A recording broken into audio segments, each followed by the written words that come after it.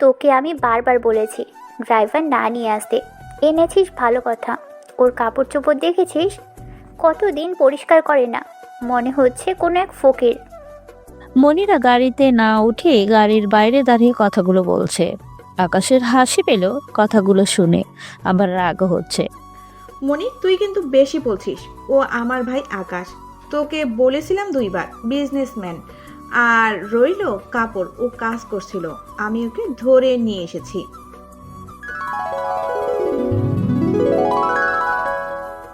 2 দিন ধরে কিছুই পেটে পড়েনি, ক্ষুধায় কলিজা পর্যন্ত জ্বলে যাচ্ছে, কিন্তু কিছুই করার নেই। কেউ তো আর এমনি এমনি খেতে দিবে না।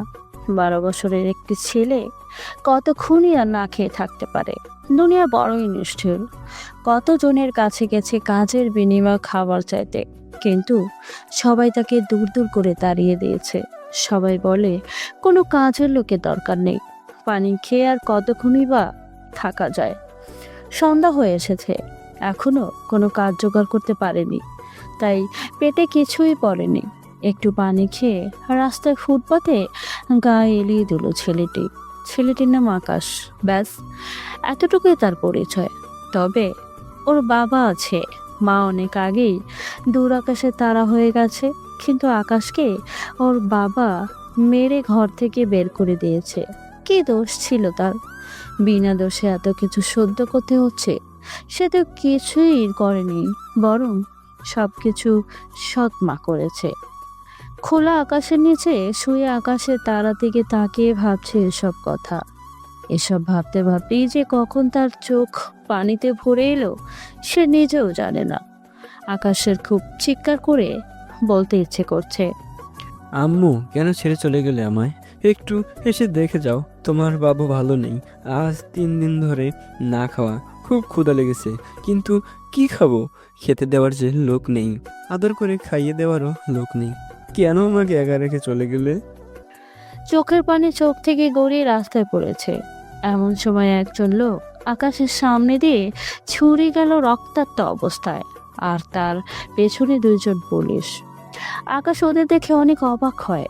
ওর মনে হয় কি হচ্ছে একটু দেখা দরকার, তাই সে ছোট ছোট পায়ে এগিয়ে যায় ওদের দিকে।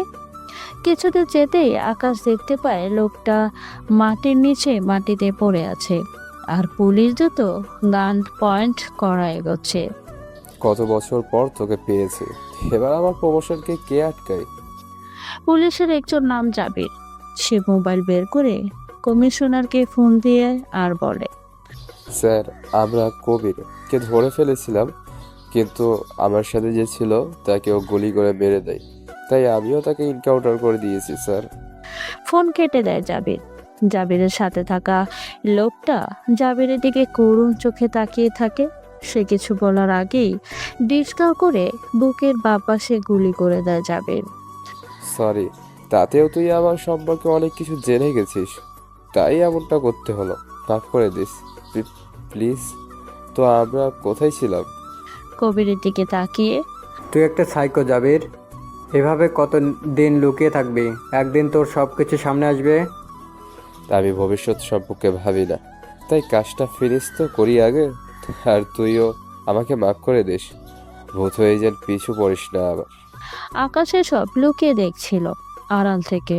তার মনে হচ্ছে পুলিশ লোকটা খারাপ, তাই সে বেশি কিছু না ভেবে তার পাশে পড়ে থাকা পাথর হাতে নিয়ে গায়ের সব জোর দিয়ে মেরে দেয়। জাবির যখন গুলি করবে ঠিক তখনই একটা পাথর এসে জাবিরের মাথায় লাগে, এতটাই জোরে যে তার সামনে সবকিছু কাল হয়ে আসে, হাত থেকে গান পড়ে যায়, মাথা ধরে বসে পড়ে। আকাশ আড়াল থেকে বেরিয়ে শুয়ে থাকা লোকটিকে বলে, তাড়াতাড়ি পালিয়ে যান আপনি। এটা শুনে লোকটা আকাশের দিকে তাকালো। সে দেখে একটা ছেলে দেখতে সুন্দর, কিন্তু জামা কাপড় অনেক ময়লা। কবির ভাবে সে যদি পালিয়ে যায় তাহলে যাবে তো এই ছেলেটাকে ছাড়বে না। তাই কবির গিয়ে আকাশের হাত ধরে আর বলে, ও অনেক ভয়ঙ্কর, তুই আয় আমার সাথে, বলে হাত ধরে টানতে টানতে নিয়ে যাচ্ছে। কিছু তো যেতে আকাশের শরীরের বাকি শক্তিটুকু ফুরিয়ে গেল। 3 দিন ধরে না খাওয়া, তাই রাস্তায় পড়ে গেল। অনেক কষ্ট হচ্ছে তার, যেন মৃত্যুর খুব কাছাকাছি চলে এসেছে। অনেক পানির পিপাসা পেয়েছে, তাই পানি পানি করতে লাগলো। কবির এটা দেখে একটু ভয় পেয়ে যায়, তাই আকাশকে কোলে করে পাশের একটা দোকানে নিয়ে যায়, একটা কেক আর পানি কিনে দেয়। একটু করে কেক আর একটু পানি খাওয়াচ্ছে। সে আকাশকে দেখে বুঝতে পেরেছিল সে ক্ষুধার্ত। রাত 12টা। কবির আর আকাশ বাসে বসে আছে, উদ্দেশ্য ঢাকা। আকাশ কবিরের ঘাড়ে মাথা রেখে ঘুমিয়ে আছে।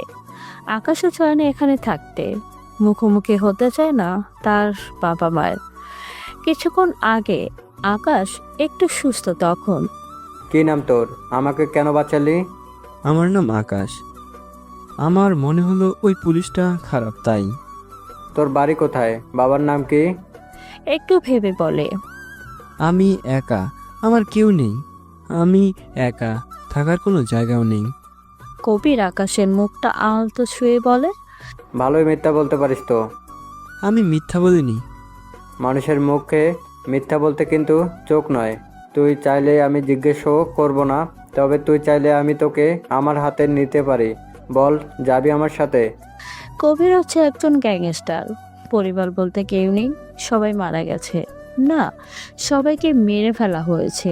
মেরেছে ডাক মাফিয়া। সকালের মিষ্টি সূর্যের আলো আকাশের চোখে পড়তেই ঘুম ভেঙে গেল। আকাশ দেখলো সে কবিরের হাতের উপর শুয়ে আছে, আর তার হাত আকাশের মাথার উপর। আকাশের যেন আজ অনেক শান্তি লাগছে। কিছুক্ষণ পর কবিরের ঘুম ভাঙলো। বাস স্টেশনে থামার সাথে সাথে 5-6টা গাড়ি এসে থামলো স্টেশনে। আকাশের হাত ধরে নিচে নামলো। গাড়ি থেকে অনেক লোক নামলো, আর একজন ছুটে আসলো কবিরের কাছে। স্যার, আপনি ঠিক আছেন তো? আমরা অনেক টেনশনে ছিলাম। আমি ঠিক আছি। আর এ আমাকে বাঁচিয়েছে, তাই আজ থেকে এই আমার ছেলে আকাশ, আকাশ চৌধুরী। আর তোমাদের ছোট সাহেব?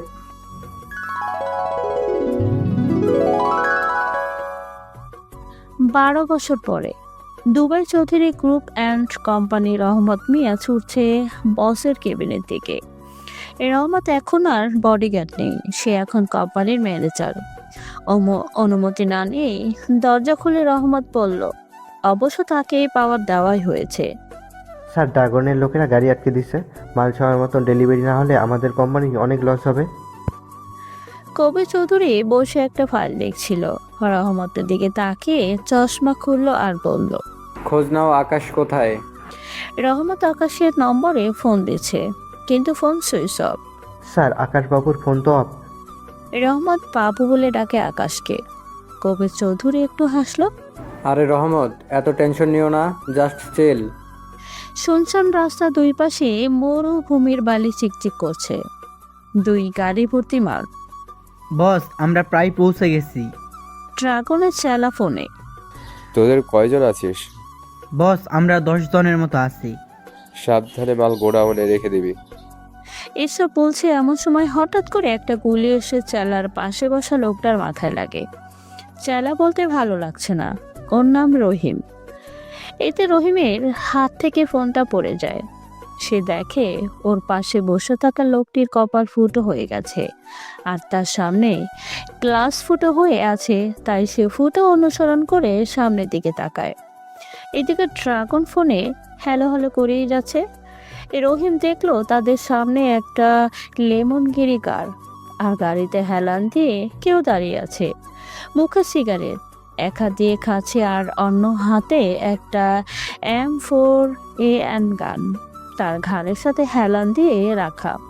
ছেলেটি দেখতে সুন্দর, মুখে খোঁচা খোঁচা দাড়ি, লম্বা 6 ফিটের মতো, কালো প্যান্ট, সাদা শার্টের উপরে কালো ব্লেজার, আবার কালো শু, চুলগুলো স্টাইল করা, চোখে কালো সানগ্লাস, সব মিলিয়ে যেন ম্যানহিন ব্ল্যাক। আকাশ, হ্যাঁ এটাই আকাশ চৌধুরী। ড্রাগনের লোকের গাড়ি থামিয়ে সবাই গাড়ি থেকে নেমে দাঁড়ালো। যা সবাই, ওর লাশ দেখতে চাই আমি। রহিম চিৎকার করে সবাই যে যার মতো ছুরি, কারাটি, রামদা এসব নিয়ে ছুটে আসছে আকাশের দিকে। আকাশ গানটা গাড়িতে রেখে সিগারেট টানতে টানতে হেঁটে সামনের দিকে এগোচ্ছে। একজন আকাশকে রামদা দিয়ে মারতে আসলে ওর পেটে একটা খুশি মেরে ওর কাছ থেকে রামদাটা নিয়ে লোকটার গলায় চালিয়ে দেয় আর তার মাথাটা নিচে গড়িয়ে পড়ে। এটা দেখে বাকি সবাই একটু ভয় পেয়ে দাঁড়িয়ে যায়। এখন বুঝতে পারছি সকাল থেকে হাত কেন চুলকাচ্ছিল। ওই তোরা দাঁড়িয়ে গেলি কেন? আমার কাছে তোদের সাথে গল্প করার টাইম নাই, so come and finish me. বলে আবার মুখে সিগারেট দিল আকাশ। এবার একেবারে সবাই চলে আসলো আকাশের কাছে। 8টা লাশ রাস্তায় পড়ে আছে, আকাশের জামা কাপড়ের মুখে রক্ত লেগে আছে। সিগারেট শেষ হয়ে এসেই তাই নিচে ফেলে পা দিয়ে পিছিয়ে দিল। ট্রাকের সামনে রহিম দাঁড়ানো আছে, সে তো ভয়ে আত্মরা হয়ে গেছে। আকাশ ওর দিকে তাকালো, হাত উঁচু করে ডাক দিল রহিমকে। রহিম মাথা নাড়িয়ে বলল, দুরশালা আয়, তোকে কিছুই করব না, তোকে আমার পছন্দ হয়েছে রে। আকাশ পেছনে নিজের গাড়ির কাছে চলে গেল। রহিম এখনো আগের জায়গায় দাঁড়ানো। ওই তোকে আসতে বলছি না এখানে। আকাশ একটু রেগে রহিম ভয় পেয়ে আকাশের কাছে চলে এলো। কোমর থেকে একটা গান বের করে রহিমকে দেয়, নিজের চশমা খুলে নেয় আর বলে, নে এবার মার। রহিম একবার আকাশের চোখের দিকে তাকায় আর একবার হাতের গানের দিকে। ধুর, তোর দ্বারা হবে না। বলে আকাশ রহিমের বুকে গুলি করে দেয়, বলতে থাকে, কত সময় পেয়েছিস, এর মধ্যে আমাকে মেরে দিতে পারতিস, কিন্তু আকাশ নিজের শার্ট ব্লেজার খুলে নিচে ফেলে দেয়। আকাশের জিম করা বডি বেরিয়ে আসে। গাড়ি থেকে পানির বোতল নিয়ে মুখ ভালো করে ধুয়ে নেয় আর পকেট থেকে ফোন বের করে রহমত মামাকে ফোন করে। আকাশ রহমতকে মামা বলে ডাকে। হ্যালো মামা। বাবু তুই কোথায়? ফোন অফ কেন? আর এদিকে আমাদের সর্বনাশ হয়ে গেছে। মামা, তুমি কি করে ভাবলে এই আকাশ চৌধুরী বেঁচে থাকতে আমাদের সর্বনাশ হবে?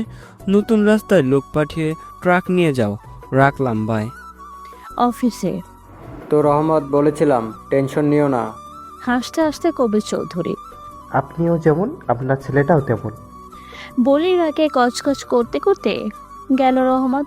আসলে রহমত কবির চৌধুরীর বন্ধুর মতো আর আকাশকে নিজের ছেলের মতোই ভালোবাসে। পরিবার বলতে আছে স্ত্রী, একটা মেয়ে, একটা ছেলে, কিন্তু তারা সবাই বাংলাদেশে। এটা দেখে কবির চৌধুরী আরো জোরে হাসতে লাগলো। ম্যাডাম ম্যাডাম, অনেক বেলা হয়ে গেছে, এবার উঠেন, বড় সাহেব আপনাকে ডাকছে। ওই ভাগ এখান থেকে, সকালে উঠেই তোর মতো ছোট লোকদের চেহারা দেখতে মন চায় না। কাজের লোকটি বাইরে চলে গেল। কম্বলের মধ্যে থেকে বেরিয়ে এলো একটা মেয়ে, দেখতে অনেক সুন্দর, ঠিক যেন পরি। ডান গালে একটা তিলও আছে। নাম তাইবা মণি। তার বাবা তাকে মনিরাই বলে। ধনী বাবার একমাত্র মেয়ে, আদর পেয়ে বাদর হয়ে যাওয়া প্রাণী এটা। বাবার পাওয়ার দেখিয়ে চলে সব সময়, অহংকারে যেন পা মাটিতে পড়ে না। ওর বাবা দেশের নামকরা বিজনেসম্যান আরমান আহমেদ। মা ছোটবেলায় মারা গেছে, কিন্তু একে প্রথম দেখাই ছেলে মনে হবে সবার, কারণ পোশাক ছেলেদের মতোই পরে। মনিরা ফ্রেশ হয়ে নিজে এসে দেখে তার বাবা তার জন্য খাবার টেবিলে অপেক্ষা করছে। Good morning papa. Good morning my princess. তো ঘুম কেমন হলো? ভালো, তবে আমি তোমাকে কতবার বলেছি যে কোনো ছোট লোক যেন আমার ঘরে না ঢোকে। সামনে দাঁড়ানো কাজের লোকদের দিকে তাকিয়ে বলল, হয়েছে, এখন খেয়ে নাও। আরমান আহমেদ তার মেয়ের প্লেটে খাবার দিয়েছে। মনিরা খাচ্ছে, এমন সময় তার কাশি লাগে।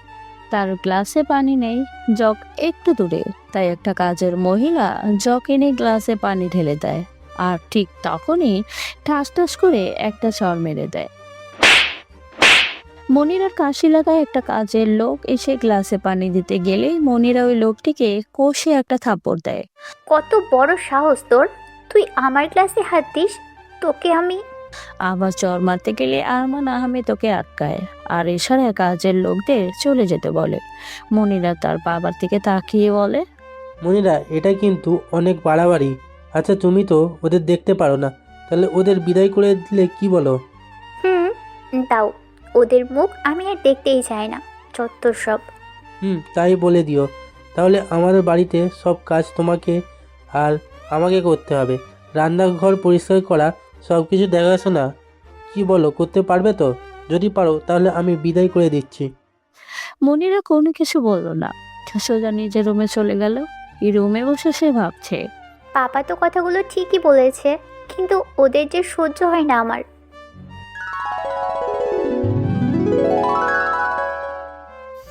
রাতে কবির চৌধুরীর বাড়িতে সোফায় বসে টিভি দেখছে। তখন আকাশ দরজা খুলে পেছন দিয়ে বিনা শব্দে নিজের রুমের দিকে যেতে লাগলো। আকাশ এদিকে আয়। ইস, কিভাবে বড় আব্বু, তুমি তো অন্য দিক দিয়ে ফিরেছিলে। আকাশ কবির চৌধুরীকে বড় আব্বু বলে ডাকে, কারণ তার আব্বু আছে সেই শুধুমাত্র আকাশের আব্বু। ভুলে যাস না আমি তোর কে হই, আর তোকে সেই ছোটবেলা থেকে চিনি আমি, তাই আমার সাথে চালাকিতে পেরে উঠবি না। আচ্ছা বলো, কি বলবা? অনেক টায়ার্ড আছি। ফৌজিয়ার বিয়ের ডেট চলে এসেছে, তাই 2-1 দিনের মধ্যে রহমত আর তোকে বাংলাদেশ যেতে হবে। সব কিছু গুছিয়ে নে। তুমি যেটা বলবা সেটাই হবে। ফৌজিয়া রহমত মিয়ার মেয়ে। এখন যা, ফ্রেশ হয়ে খেতে আয়। ওকে। আকাশ কখনো কবির চৌধুরীর কথা অবাধ্য হয় না। বলে আকাশ চলে গেল। রুমে গিয়ে শাওয়ার নিয়ে বাইরে এসে ফোনটা হাতে নিল। ডাইনি নামে একটা নম্বরে কল দিল। এটা ফৌজিয়া। আকাশ তাকে ডাইনি নামেই ডাকে, নিজের বোনের মতোই ভালোবাসে। ফৌজিয়া দেখতেও অনেক সুন্দর, অনেক ভদ্র, মনে কোনো অহংকার নেই। হ্যালো ভাই। কি রে ডাইনি, কেমন আছোস? ভালোই। ভালোই তো থাকবেই, কারণ আমাদের জ্বালিয়ে তোর তো হয়নি।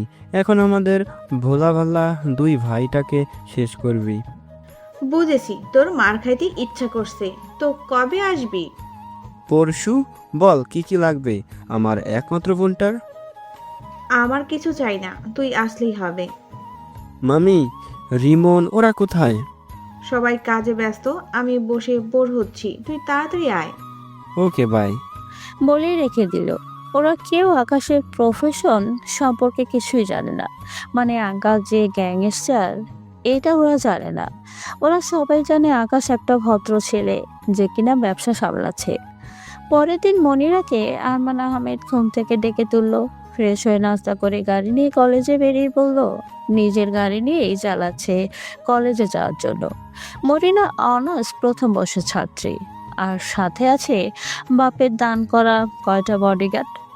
কলেজে মন খারাপ করে বসে আছে, কারণ তার বেস্ট ফ্রেন্ডের বিয়ে কয়দিন পরে, আর সেটা হলো ফৌজিয়া। হঠাৎ কলেজে বিপির ভাই রনির মনিরার কাছে এসে বলল, হাই মনি, কেমন আছো? একে দেখলেই যেন মনিরার গা জ্বলে যায়। সব সময় মেয়েদের শরীর টাচ করার ধান্দায় থাকে, তবুও মুখে হাসি এনে বলল, মার খেতে না চাইলে ফুট এখান থেকে। হেই বেব, কি বলো এগুলা? কাছে এসে রবিন একটু কাছে আসায় মনিরা একটা থাপড় মেরে বলে, কুত্তার বাচ্চা, বলছি এখান থেকে চলে যেতে, তা না করে তুই আমার দিকে এগিয়ে এসেছিস। সাহস কত বড় তোর!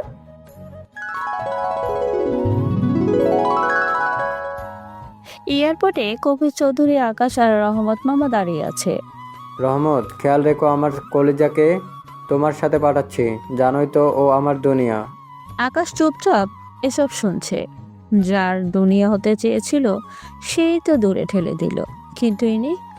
আকাশ কবির চৌধুরীকে জড়িয়ে ধরল আর বলল, নো টেনশন বড় আব্বু, মামা আছে তো। কি বলো মামা?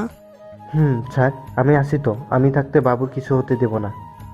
আর নিজের খেয়াল রেখো, আর সময় মতো চলে আসবা, কেমন?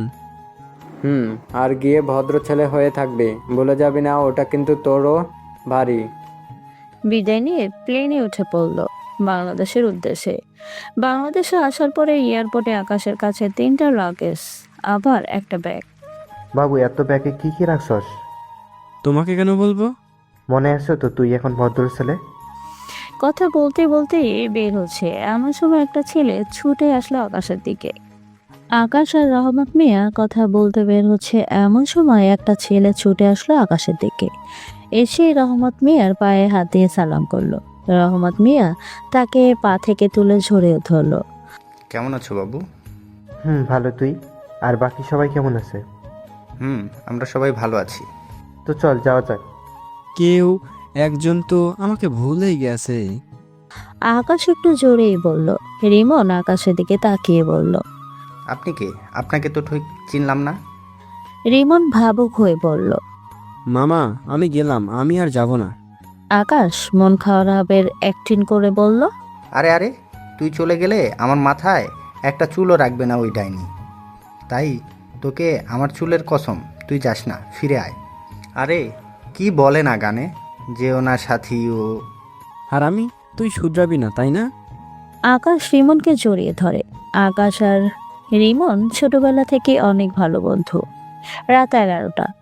রহমত মামার বাড়িটা অনেক বড় আছে আর বিয়ে বলে সাজানো দেখতে অনেক সুন্দর লাগছে। রিমন দরজার কলিং বেল দিচ্ছে।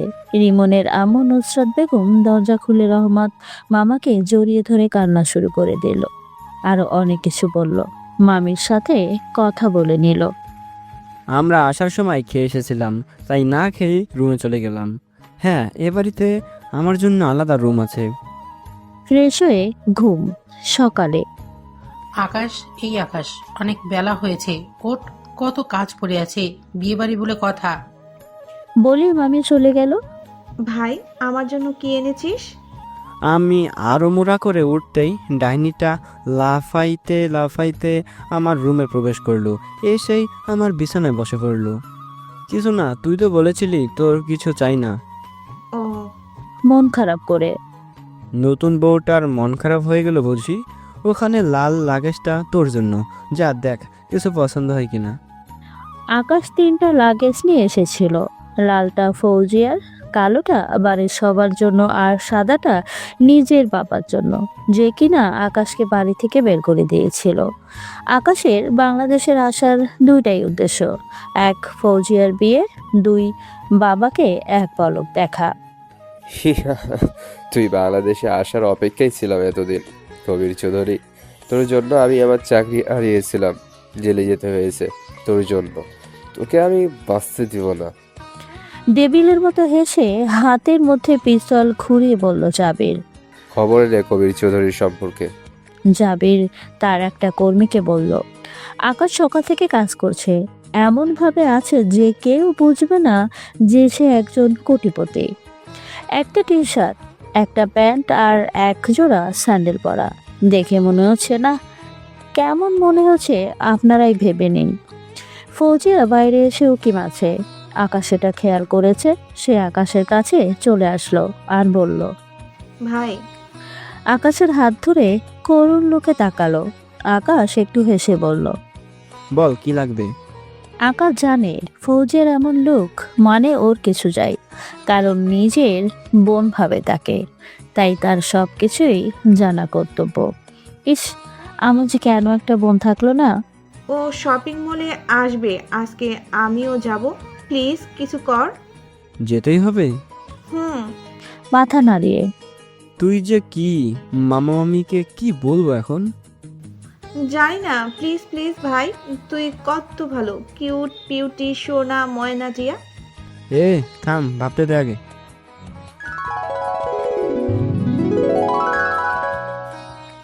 যাক বাবা, কত কষ্ট করে বের হতে পারলাম। এখান থেকে ডান দিকে যা। আকাশ গাড়ি ড্রাইভ করছে। মল তো ওইদিকে না, তাহলে ওইদিকে কেন যাব? আর আমাকে চেঞ্জ করারও টাইম দেশ নাই, কেমন বাজে দেখাচ্ছে। ওরে আমার হনুমান ভাই, যেই না চেহারা তাতে আবার বাজে। বেশি কথা না বলে ওদিকে চল। মনিরা তাদের বাড়ির সামনে সেজে গুজে দাঁড়িয়ে আছে। ফৌজিয়া ওকে নিতে আসবে বলে। কালো গাউনের সাথে হালকা মেকআপ, জাস্ট ওয়াও। আজ যেন সে পরীদের সাথে কম্পিটিশন করে তাদের হারিয়ে দিতে পারবে। আকাশ গাড়ি চালাচ্ছে, হঠাৎ তার চোখ গেল একটা গেটের সামনে দাঁড়িয়ে থাকা পরীর দিকে, তকু মেয়ের দিকে। ওকে দেখে যেন আকাশের পুরো দুনিয়া থমকে গেল। স্লো মৌসুমে মেয়েটির চুল উড়ে মুখে চলে এলো। মেয়েটির কানের পেছনে চুল গোজাটা জাস্ট ক্রাশ। আকাশের হৃদয় স্পন্দন এতটা বেড়ে গেছে যেন ভিতরে কেউ ঢোল পিটেছে।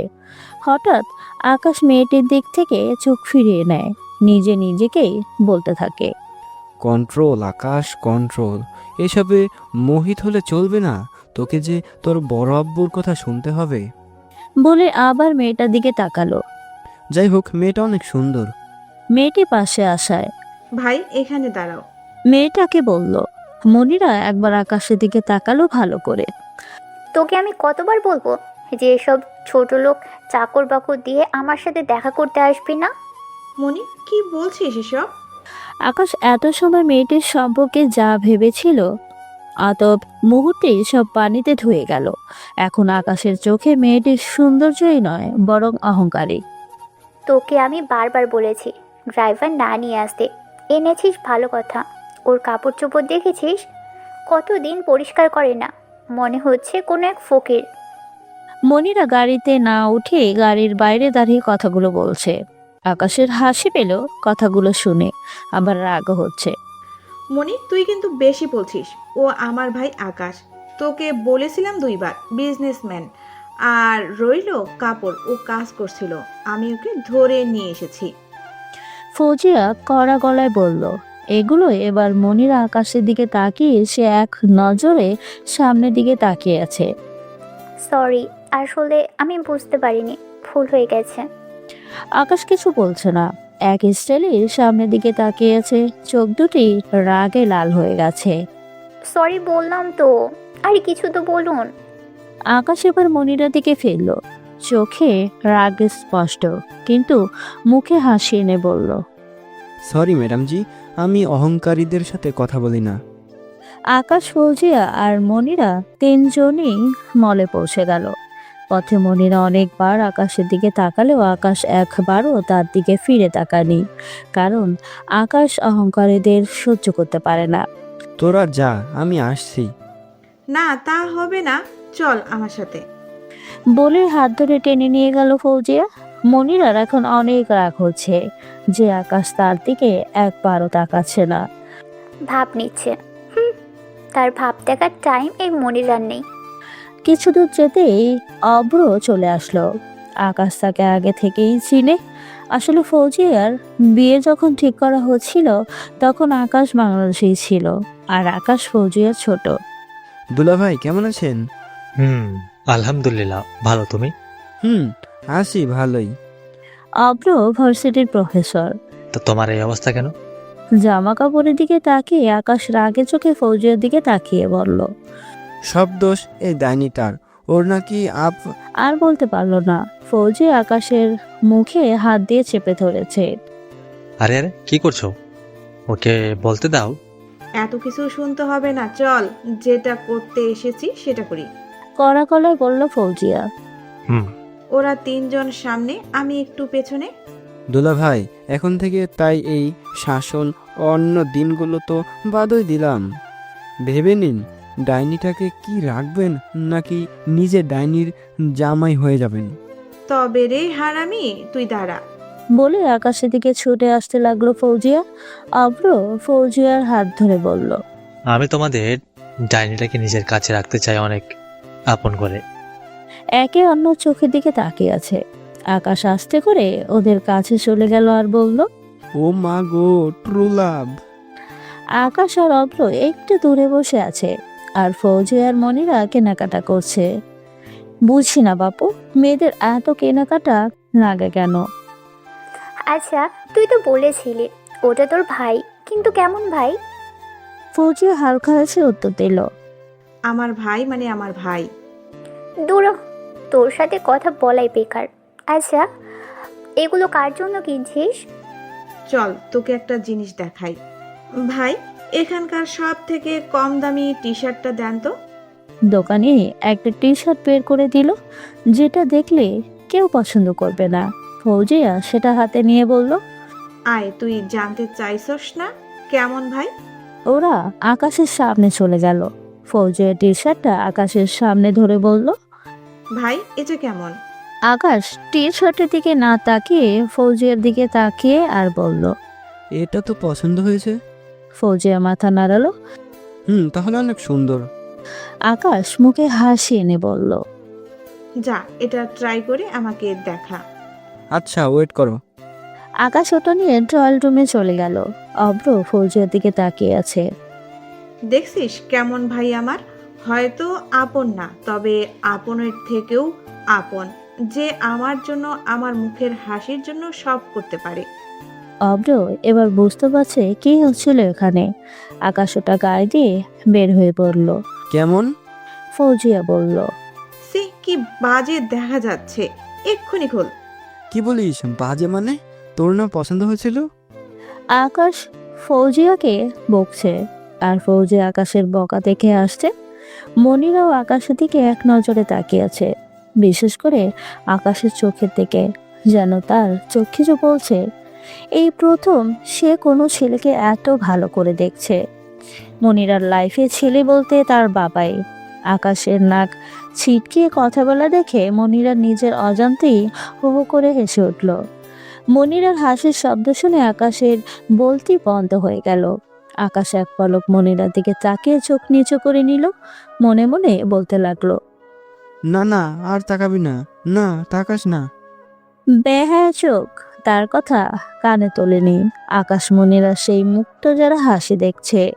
এটা কি হলো? আকাশ আশেপাশে তাকাচ্ছে, সবকিছু থমকে গেছে, শুধু মনিরা বাদে। সে হাসতেই আছে। আকাশ ফৌজিয়া বাড়িতে ফিরে এলো, মনিরাও আছে সাথে। কিন্তু এসে যা দেখে সেটা দেখে মাথায় রক্ত উঠে যায়। রহমত মামা বাড়িটা অনেক বড়, বাড়ির সামনে অনেক জায়গা, সামনে গেট। আকাশের গেট দিয়ে ঢোকার সময় আশেপাশে তাকিয়ে দেখে সবকিছু লন্ডভন্ড হয়ে পড়ে আছে। আকাশ তাড়াতাড়ি গাড়ি থেকে নেমে বাড়ির ভিতরে ছুটে গেল। ফৌজিয়া আর মনিরা সাথে আছে। পরে যেটা দেখলো সেটা আকাশ আশা করেনি। সবাই এক জায়গায় গোল হয়ে দাঁড়িয়ে আছে, বাড়ির মধ্যে সবকিছু ভাঙাচোরা, আর মামি অজ্ঞান হয়ে আছে। মামা চুলগুলো এলোমেলো করা, রিমনের গাল দিয়ে রক্ত বেরোচ্ছে। আমি ওদের মাঝে চলে গেলাম। রিমন, কি হয়েছে? কে করেছে এসব? কড়া গলায় চোখ দিয়ে যেন আগুন বের হচ্ছে আকাশের। আকাশের এমন অবস্থা, রহমত মামা আকাশের কাছে চলে আসে। বাবু তুই কখন এলি? এখানে তো কিছু হয়নি না? মামার চোখে স্পষ্ট পানি দেখা যাচ্ছে, চিৎকার করে। রিমন বল, কি হয়েছে? কে করেছে এসব? কিরে শত্রু, কি কেলানিটাই না দেবে, ভাবতেই নাচতে ইচ্ছে করছে। ও ফৌজিয়াকে পছন্দ করত, আর আজকে ওকে তুলে নিয়ে যেতে এসেছিল। ওই করেছে এসব। মাকে চর মেরেছে, ফলে সে অজ্ঞান হয়ে গেছে। আমাকে মারছিল, তখন বাবা ঠেকাতে আসলে বাবাকে ফেলে দেয়। চল আমার সাথে। বলেই রিমনের হাত ধরে টেনে নিয়ে যেতে লাগলো। মামা বলে, আকাশ তুই কিন্তু তোর বাবাকে কথা দিয়েছিস, সেটা ভুলে যাস না। কথা দিয়েছি ভদ্র থাকার, তাই বলে আমার মাকে যে মারবে, যে আমার বাবার সম্মান মামাকে ধাক্কা দিয়ে ফেলে দেবে, আর আমার ভাইকে মেরে রক্তাক্ত করবে, আর আমি কি সেটা দেখেই যাব? কিছু করব না? এমনটা আমি পারবো না। আর এমন শিক্ষা তো তোমরা তো আমাকে দাওনি। বলে রিমনের হাত ধরে বেরিয়ে গেল। রহমত মিয়া আকাশকে ভালো করেই চিনে, কি ঘটতে চলেছে সেটা আগে থেকেই বুঝতে পারছে। না, আমাকে বড় সাহেবকে জানাতে হবে, এক্ষুনি জানাতে হবে। বলেই ফোন বের করে দুবাইতে কল দিল সে। কবির চৌধুরী বসে বসে চা খাচ্ছে আর টিভিতে খবর দেখছে। এমন সময় তার কল এলো। বলো রহমত। স্যার, বাবু কিন্তু এখানে কোনো এক অঘটন ঘটাতে চলেছে। বলেই একটু আগে ঘটে যাওয়া সবকিছু খুলে বলল। আমার ছেলে কোনোদিন ভুল সিদ্ধান্ত নিতে পারে না, ওদের সাথে এমনটা হওয়া উচিত। আকাশের জায়গায় আমি হলে একই কাজ করতাম। রহমত কিছু বলছে না, কি বলবে, বলার কিছুই নেই। এটা নিয়ে বিয়েতে কোনো সমস্যা হবে না, আমি কথা দিলাম। বাই। বলেই কল কেটে দিল। মনিরা কিছুই বুঝতে পারছে না কি হচ্ছে এখানে, তবে তাকে বেশ ভাবাচ্ছে আকাশের কর্মকাণ্ডগুলো। রহমত মিয়া মাথায় হাত দিয়ে মাটিতে বসে পড়ল। বাবাকে এমনভাবে বসতে দেখে ফৌজিয়া দৌড়ে বাবার কাছে চলে গেল। ভাইয়ের জন্য চিন্তা হচ্ছে বুঝি? দেখো, ওদের কিছু হবে না। রহমত মিয়া ফৌজিয়ার মাথায় হাত বুলিয়ে বলল, চিন্তা তো হচ্ছে, কিন্তু আকাশের জন্য নয়, ওই বকাটেদের জন্য। না জানি তাদের আজ কি হয়। রিমন আকাশকে নিয়ে সাব্বিরদের আড্ডাখানায় আসলো। সাব্বিরের সাথে আরো 10 জনের মতো লোক আছে। এটা দেখে রিমন বলল, আকাশ, কি দরকার এসব ঝামেলার? আমরা পুলিশের সাহায্য নেব। আরে বেটা, তুই শুধু ভাব ওরা তোর মা বাবার সাথে কি করেছে, তারপর বল এদের কি ছেড়ে দেওয়া যায়? না, এদের তো কঠিন শাস্তি হওয়া উচিত, আর সেটা এখন আমি এদের দেব। এর আগে কচকচ করতে করতে রিমন বলল। রিমন রাগ নিয়ে সাব্বিরের সামনে চলে গেল। আকাশ পেছনে আছে একটু দূরে। রিমনকে দেখে সাব্বির বলল, আরে শালাবাবু যে কি করে আসলে এখানে? একটু আগে খাবারগুলো খেয়ে কি পেট ভরেনি যে আবার খেতে চলে এলে? বসা থেকে উঠে রিমনের কাছে চলে গেল। রাগে বলল, প্রতিশোধ নিতে, তোকে মেরে প্রতিশোধ নিতে এসেছি। ওলে আমার শালাবাবুর রাগ! ওই তোরা কি দেখেছিস? তা শালাবাবু মারবাবুজি, আচ্ছা নাও মারো, নাও মারো। নিজের গাল পেতে দিয়ে রিমন চোখ বন্ধ করে দিল। একটা চর কিন্তু তার হাত কিছুতেই ক্রস করেনি, তবুও দুম করে শব্দ হলো। তাই সে চোখ খুলে দেখে সাব্বির নিচে পড়ে গেছে, গাল কেটে রক্ত বের হচ্ছে। আরে ভাই, এক চরেই কাত করে দিলি। আকাশ রিমনের হাত ধরে হঠাৎ করে একজন হাতে লাঠি নিয়ে আকাশের দিকে ছুটে আসতে লাগলো। রিমন এটা দেখে চোখ বন্ধ করে নেয়, আর আকাশ ওই লোকটার বুকে লাথি মেরে দেয়। আকাশ ওদের যেমন ভাবে মাছে যেন আকাশ কোনো ক্ষুধার্ত বাঘ, আর বাকি সবাই তারই শিকার। রিমন এটা দেখে আকাশ থেকে পড়ল। একে একে সবাইকে মারলো সে, তবে জানে মারেনি, হাত পা ভেঙে দিয়েছে। সাব্বির এক কোনায় গুটি মেরে পড়ে রইল। দেখ, তুই এটা ঠিক করলি না, আমাদের গায়ে হাত দিছস। সাব্বির আঙ্গুল নাচিয়ে বলছে। আকাশের রাগ মাথায় আবারও আঙ্গুল নাড়াচ্ছে। আকাশ এবার নিজের মাথা চুলকে বলল, হাত না, তোর এমন কিছু করব যাতে তোর হাতের কথা সব সময় মনে পড়ে। বলেই আকাশ সাব্বিরের বাম হাত ধরে আর সব কয়টা আঙ্গুল ভেঙে দেয়।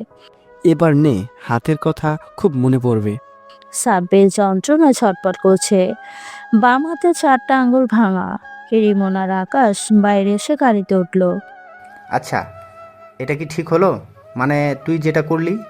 দেখ, যেটা তোর করার কথা সেটা আমাকে করতে হলো, তাই কোনো কথা বলবি না, চুপ।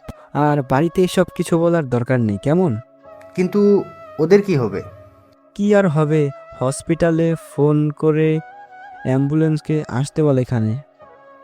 রহমত মামা মাথায় হাত দিয়ে বসে আছে সোফায়। মামির জ্ঞান ফিরেছে কিছুক্ষণ আগে। ফৌজিয়া তার পাশে বসে আছে, মনিরাও পাশে বসে আছে। সবাই অপেক্ষা করছে রিমনরা কখন আসবে। আকাশ গাড়ি পার্ক করছে, তাই রিমন আগেই ঘরে প্রবেশ করলো। রিমনকে দেখে মামি ছুটে রিমনকে জড়িয়ে ধরে, কিছু হয়নি তো তোর? মাথায় হাত দিয়ে বলল, ইস, কতখানি কেটে গেছে। আম্মু ঠিক আছে, এত চিন্তা করো না। তখন আকাশ আসলো। রহমত মিয়া আকাশকে বলল, কেমন আছে? আকাশ উত্তরে শুধু হাসলো। রহমত মিয়া বলল, যাক, তাহলে কেউ মানেনি।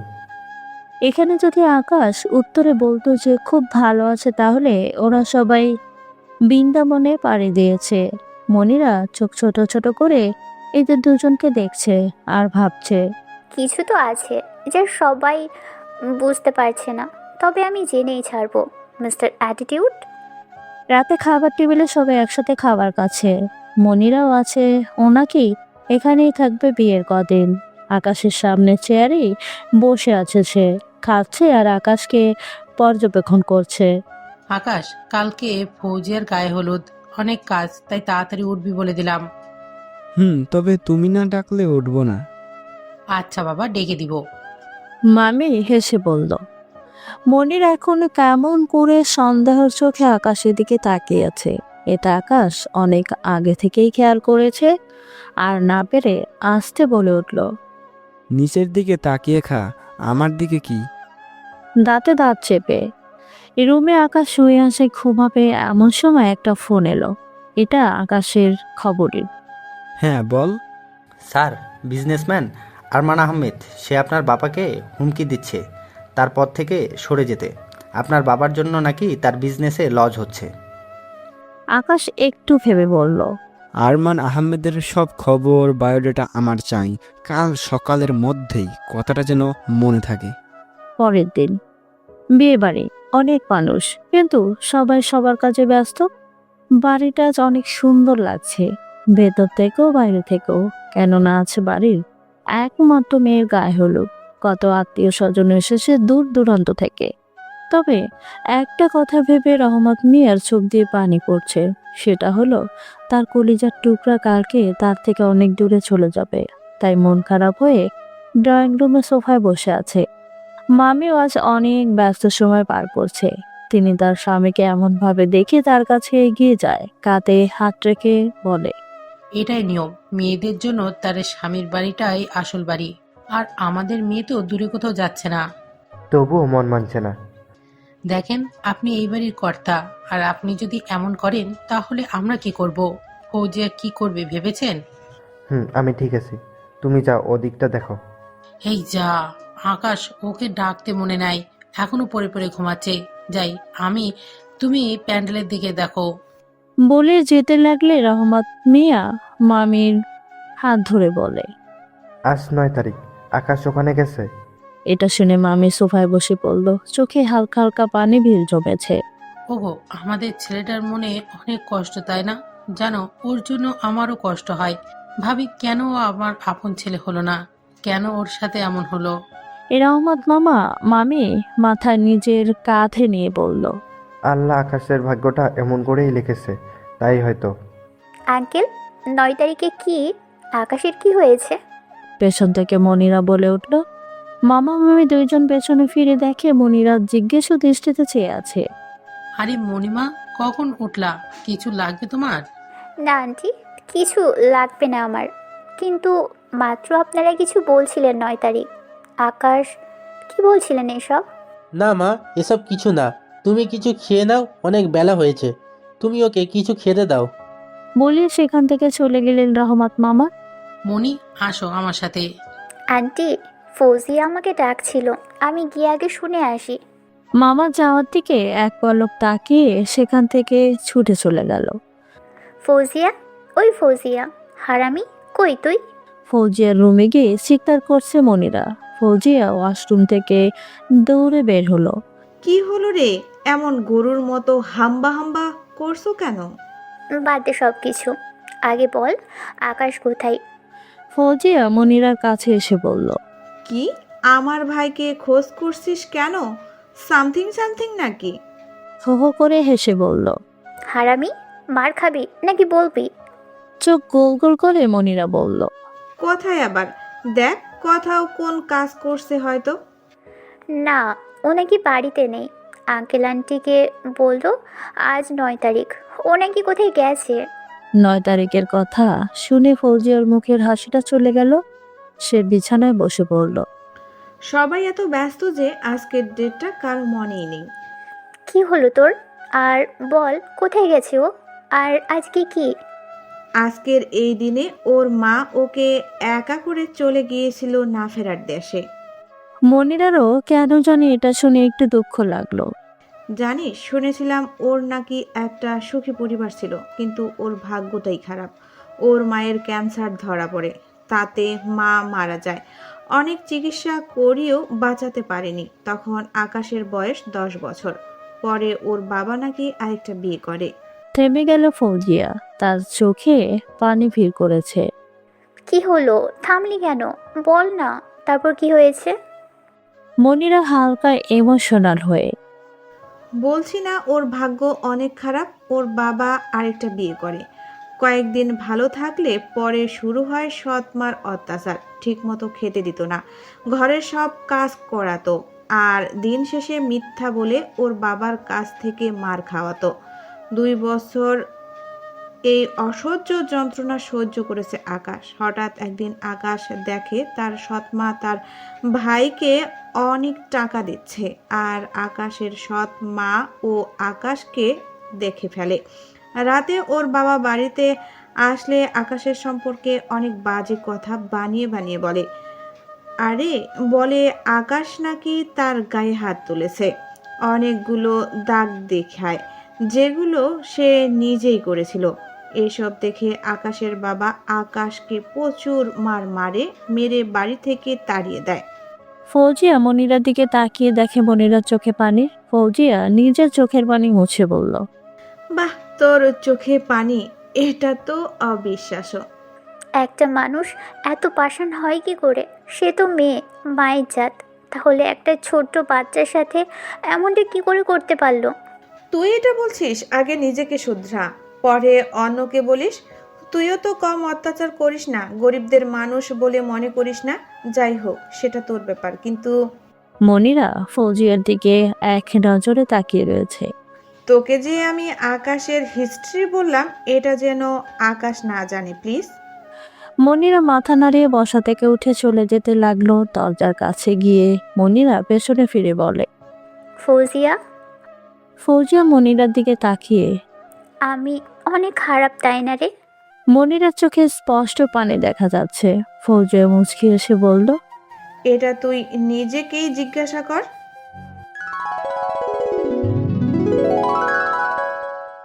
সকাল 11টা বাজে। আকাশ গেট দিয়ে হেঁটে প্রবেশ করছে। চোখ দুটো লাল হয়ে আছে। যত কষ্ট হোক না কেন, ছেলেরা খুব সহজে কাঁদে না। তবে সেটা যদি মায়ের ব্যাপার হয় তাহলে চোখ বাঁধা মানে না। ঠিক এমনটাই হয়েছে আকাশের। পাথর হৃদয় মানুষেরও মায়ের জন্য চোখে পানি পড়ে। আকাশের শার্ট প্যান্টে কাদা লাগানো। আকাশের চেহারা দেখেই বোঝা যাচ্ছে তার মনের অবস্থা কেমন। বাড়ির ভিতরে প্রবেশ করে আকাশ। মামি আকাশের চেহারা দেখে ভয় পেয়ে যায়। মামির সোফায় বসে আছে। আকাশ ফ্লোরে বসে মামির কোলে মাথা রেখে বিনা শব্দে চোখের পানি ফেলছে। ফৌজিয়া মনিরা পাশেই দাঁড়িয়ে আছে। তবে মনিরার যেন কেমন লাগছে আকাশের চোখের পানি দেখে। যখন থেকে আকাশের সম্পর্কে সবকিছু জেনেছে তখন থেকেই যে আকাশের কথা ভেবেই যাচ্ছে। তবে এখন আকাশের চোখের পানি দেখে যেন তারও কষ্ট হচ্ছে। বুকের ভেতরে যেন এক যুদ্ধ চলছে তার। তাতে সব কিছু ক্ষত বিক্ষত হয়ে যাচ্ছে তার ভিতরটা। কিন্তু কেন এমন হচ্ছে তার? মামি আকাশের মাথায় পরম যত্নে হাত বুলিয়ে দিচ্ছে। আকাশ, নিজেকে সামলা। তুই না আমার ভালো ছেলে, আর ভালো ছেলেরা কাঁদে না। আকাশ মামির কোলে মাথা রেখে আমতা আমতা করে বলল, জানো মামি, উনি আজকে আম্মুর কাছে এসেছিল। আজ ফৌজিয়ার বিয়ে। এই দিনটা অনেক কষ্টের হয়। যাদের মেয়ে আছে তাদের কলিজার টুকরা বাড়ি থেকে চলে যায়। সব থেকে কষ্ট পায় বাবার, কারণ প্রতিটা মেয়ে তার বাবার পৃথিবী, বাবার রাজকন্যা। আকাশ নিজেকে সামলে নিয়ে সবাইকে সাহায্য করছে। মামি আকাশকে চোখে চোখে রাখছে সব সময়। কালকে যখন আকাশ বাড়িতে এসে ওই কথাগুলো বলেছিল তখন চারিদিক নিস্তব্ধ হয়ে গেছিল। মনিরা সবার মুখের দিকে তাকিয়ে দেখছে। সে বুঝতে পারছে না সবাই এই কথা শুনে চুপ হয়ে গেল কেন। তখন রহমত মিয়া এগিয়ে এসে বলল, তুই কি সত্যি বলছিস? ওইটা রাহান খানই ছিল? আকাশ ছলছল চোখে রহমত মামার দিকে তাকালো, কিন্তু কিছু বলল না।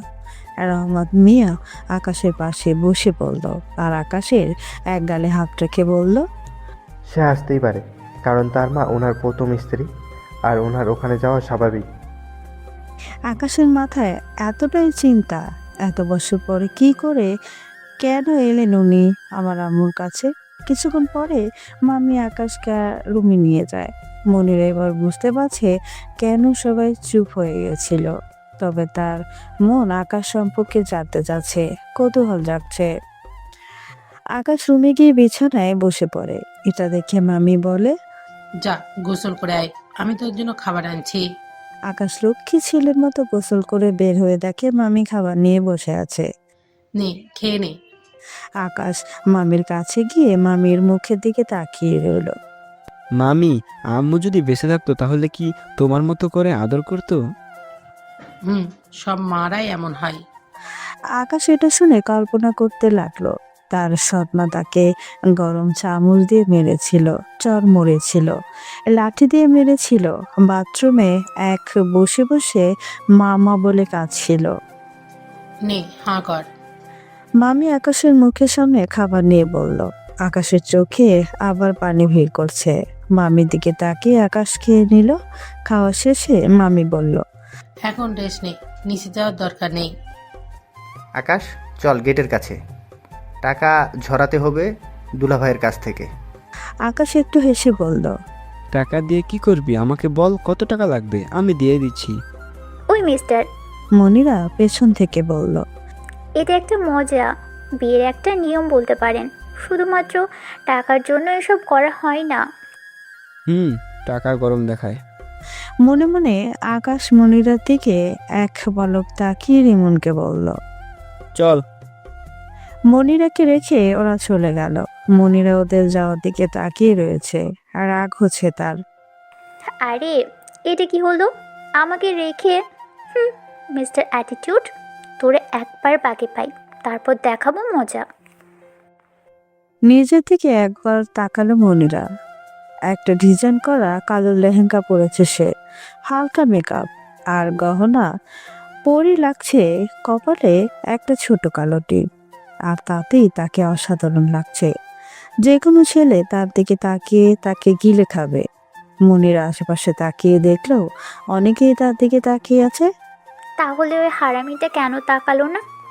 এই না না, এসব আমি কি ভাবছি? ও তাকাক আর না তাকাক, তাতে আমার কি? ওই মিস ইগো, ভাবা শেষ হলে এবার আসুন, নাকি আপনাকে আনতে রকেট পাঠাবো?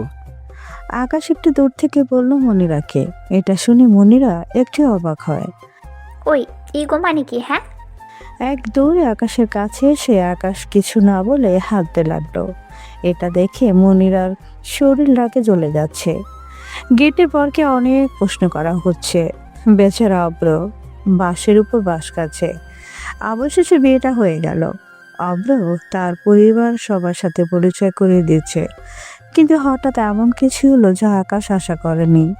অব্র একজনকে পরিচয় করে দিচ্ছে।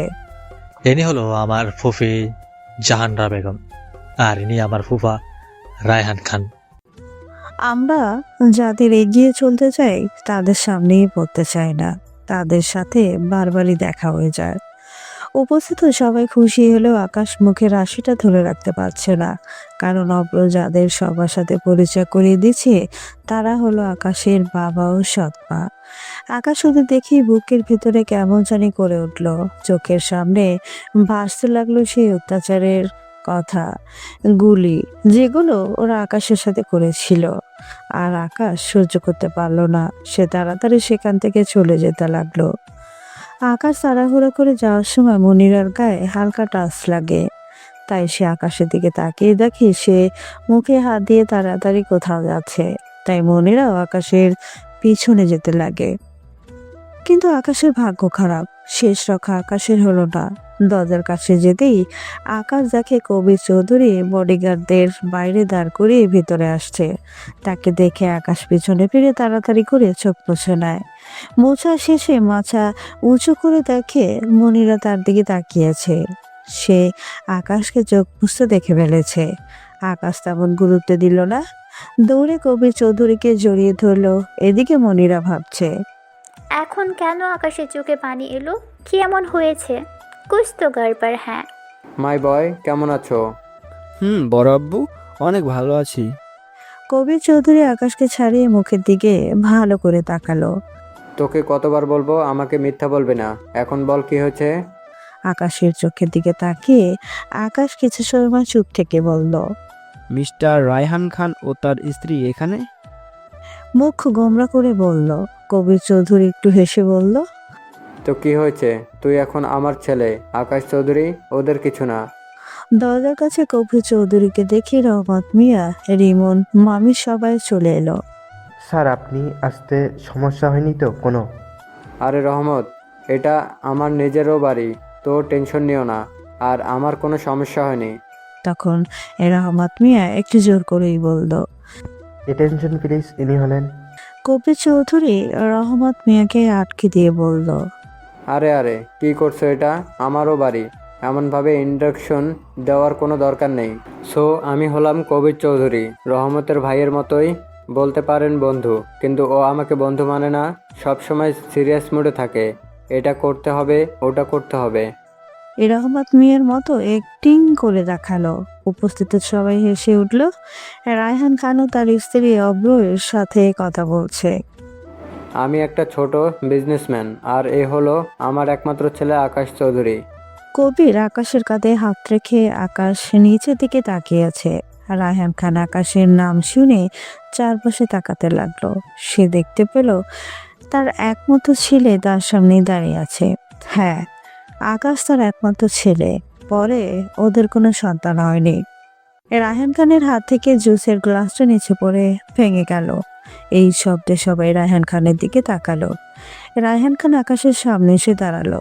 তার চিনতে অসুবিধা হচ্ছে না, কারণ আকাশ ছোটকালে যেমনটাই ছিল ঠিক তেমনটাই আছে, শুধু শরীরে বড় হয়েছে। রায়হান খানের চোখে পানি। আকাশ, বাবা তুই কোথায় ছিলি? কত জায়গায় না তোকে খোঁজ করেছি, কোথাও পাইনি। তুই তো দেখছি অনেক বড় হয়ে গেছিস। বাবা, আমাকে মাফ করে দে, ফিরে আয় আমার কাছে, তোর বাবার কাছে। আকাশের দুই গাল ধরে আকাশ রায়হান খানের দুই হাত সরিয়ে এক বুক কষ্ট নিয়ে বলল, কে আপনি? আমার বাবা তো ইনি, কবির চৌধুরী। আমি আপনাকে চিনি না, আমি আসছি। বলেই সিঁড়ি বেয়ে উপরের দিকে চলে গেল। আমার ছেলে আমাকে চিনতে পারলো না। ভালো করেছি, এমনটাই হওয়া উচিত আমার সাথে। চোখে পানি নিয়ে সিঁড়ির দিকে তাকালো। জাহানারা বেগমের চোখেও আছে পানি। কেন সেটা পরে বলবো। বিয়ে বাড়িতে হইচইয়ের বদলে নীরবতা পালন করা হচ্ছে। অবশ্য বিয়ে হয়ে গিয়েছিল। ফৌজিয়া তার মাকে ইশারায় ডাকলে কাছে আসলে বলে, আকাশকে ঠান্ডা করা গিয়ে, তাড়াতাড়ি যাও। মামি চলে গেল। অব্র ফৌজিয়ার দিকে তাকিয়ে আছে। কি হচ্ছে কিছুই তার মাথায় ঢুকছে না। অনেক প্রশ্নও মনে ঘুরপাক খাচ্ছে না? অব্র বলল, কারণ তাদের দুজনকে পাশাপাশি চেয়ারে বসানো হয়েছে। অব্র মাথা নাড়িয়ে হ্যাঁ বলে। পরে বলবো, এখন সামনে তাকাও। ছাদের এক কোণে দাঁড়িয়ে আছে আকাশ। সারা শরীর কাঁপছে তার। পকেট থেকে সিগারেট একটা প্যাকেটে বের করে একটা সিগারেট মুখে নেয়। লাইটার দিয়ে জ্বালাতে যাচ্ছে, কিন্তু জ্বলছে না। রাগে নিচে আছাড় মারে লাইটারটা। মুখ থেকে সিগারেট হাতে নেয় আর তাকিয়ে থাকে আকাশের দিকে। উনি আপনার আসল বাবা, তাই না? পেছন থেকে মনিরা বলে ওঠে। আকাশ পেছনের দিকে তাকিয়ে আবার সামনের দিকে ফিরে। মনিরা আকাশের কাছে এসে দাঁড়ায়। জানেন, জন্মের সময় মাকে হারিয়েছি। বাড়িতে যারা কাজ করত সবাই বলতো আমি নাকি রাক্ষসী। জন্মের সাথে সাথে মাকে খেয়ে ফেলেছি। আমার নাকি আরও অনেক সমস্যা আছে। এটা আমাদের এলাকার সবাই জেনে গিয়েছিল। তখন আমি খুব ছোট ছিলাম। বাড়ির বাইরে অনেক শিশুরা খেলা করছিল, সবাই গরিব ঘরের। আমি তাদের সাথে খেলা করতে গিয়েছিলাম। তারা আমাকে অনেক মেরেছিল, বলেছিল আমি অনেক খারাপ। এটা আব্বুকে বলাই আমাকে ওদের কাছে নিয়ে যায় আর ওদের বিচার করতে। পরে ওখানকার লোকেরাও আমাকে রাক্ষসী, খারাপ আর অনেক কিছু বলতে থাকে। আব্বুকেও নানা কথা শোনাতে লাগে। তখন থেকেই ভাবতে শুরু করি যে গরিবরা ভালো না, ওদের মনে শয়তানের বসবাস। তাদের থেকে এড়িয়ে চলি, অপমান করি। আকাশ মনিরা থেকে তাকায়। সুন্দর চেহারা কেমন মলিন হয়ে গেছে, চোখে পানি এসেও আটকে গেছে। জানেন, এই প্রথম কাউকে মনের কথাগুলো বললাম। এইসব কিছু ফৌজিয়াও জানে না। তবে এখন বুঝে গেছি সব মানুষ এক না, খারাপ হলেও ভালো আছে অনেকেই। আকাশ কিছু বলছে না। তার মনে হচ্ছে এটা অন্য কেউ, যার মনে কোনো অহংকার নেই। আকাশ নিজের চোখ কানকে বিশ্বাস করতে পারছে না। নিচে চলুন, আজকে আপনার বোনের বিয়ে, আর আপনি মন খারাপ করে এখানে দাঁড়িয়ে আছেন। আসুন আমার সাথে। আকাশ মনিরার হাত ধরার দিকে তাকিয়ে আছে। বস, অনেক চেষ্টা করেছি, কিন্তু কবির চৌধুরীকে মারতে পারিনি। ভয় ভয়ে একটা ছেলে বলল জাবিরকে। জাবির চেয়ারে বসে হাতে পিস্তল ঘোরাচ্ছে। কবি বলেছেন, একবারে না পারিলে দেখো শতবার, কিন্তু আফসোস তুই তার জন্য থাকবি না। বলেও ডিসকাউ করে লোকটার কপালে গুলি করে দিল। বস, আমাকে মারবেন না। কবির চৌধুরী অনেক চালাক, আমাদের কিছু বুঝতেই দেয়নি। আমরা তো ওর গাড়িকে ফেল করেছিলাম, কিন্তু কোথা থেকে সব অনেকগুলো গাড়িগুলো এলো। 30টার মতো সব গাড়ি, একই মডেলের, একই কালার, কবির চৌধুরীর গাড়ির মতো। এতে করে ওকে মারতে পারলাম না। তবে বস, সে অনেক ভালো প্ল্যান করেছে বলতেই হবে। কথা শেষ, আবার ডিসকাউ করে গুলি করে দিল ওই চামটাকে। পিস্তল থেকে ধোয়া উঠছে সেটা জাবির শুকছে আর বলছে, শালা আমার লোক হয়ে আমার শত্রুর প্রশংসা করে, বলে আরো দুটি গুলি করলে ওর গায়ে। আকাশের হাত ধরে টেনে নিয়ে যাচ্ছে মনিরা নিচে।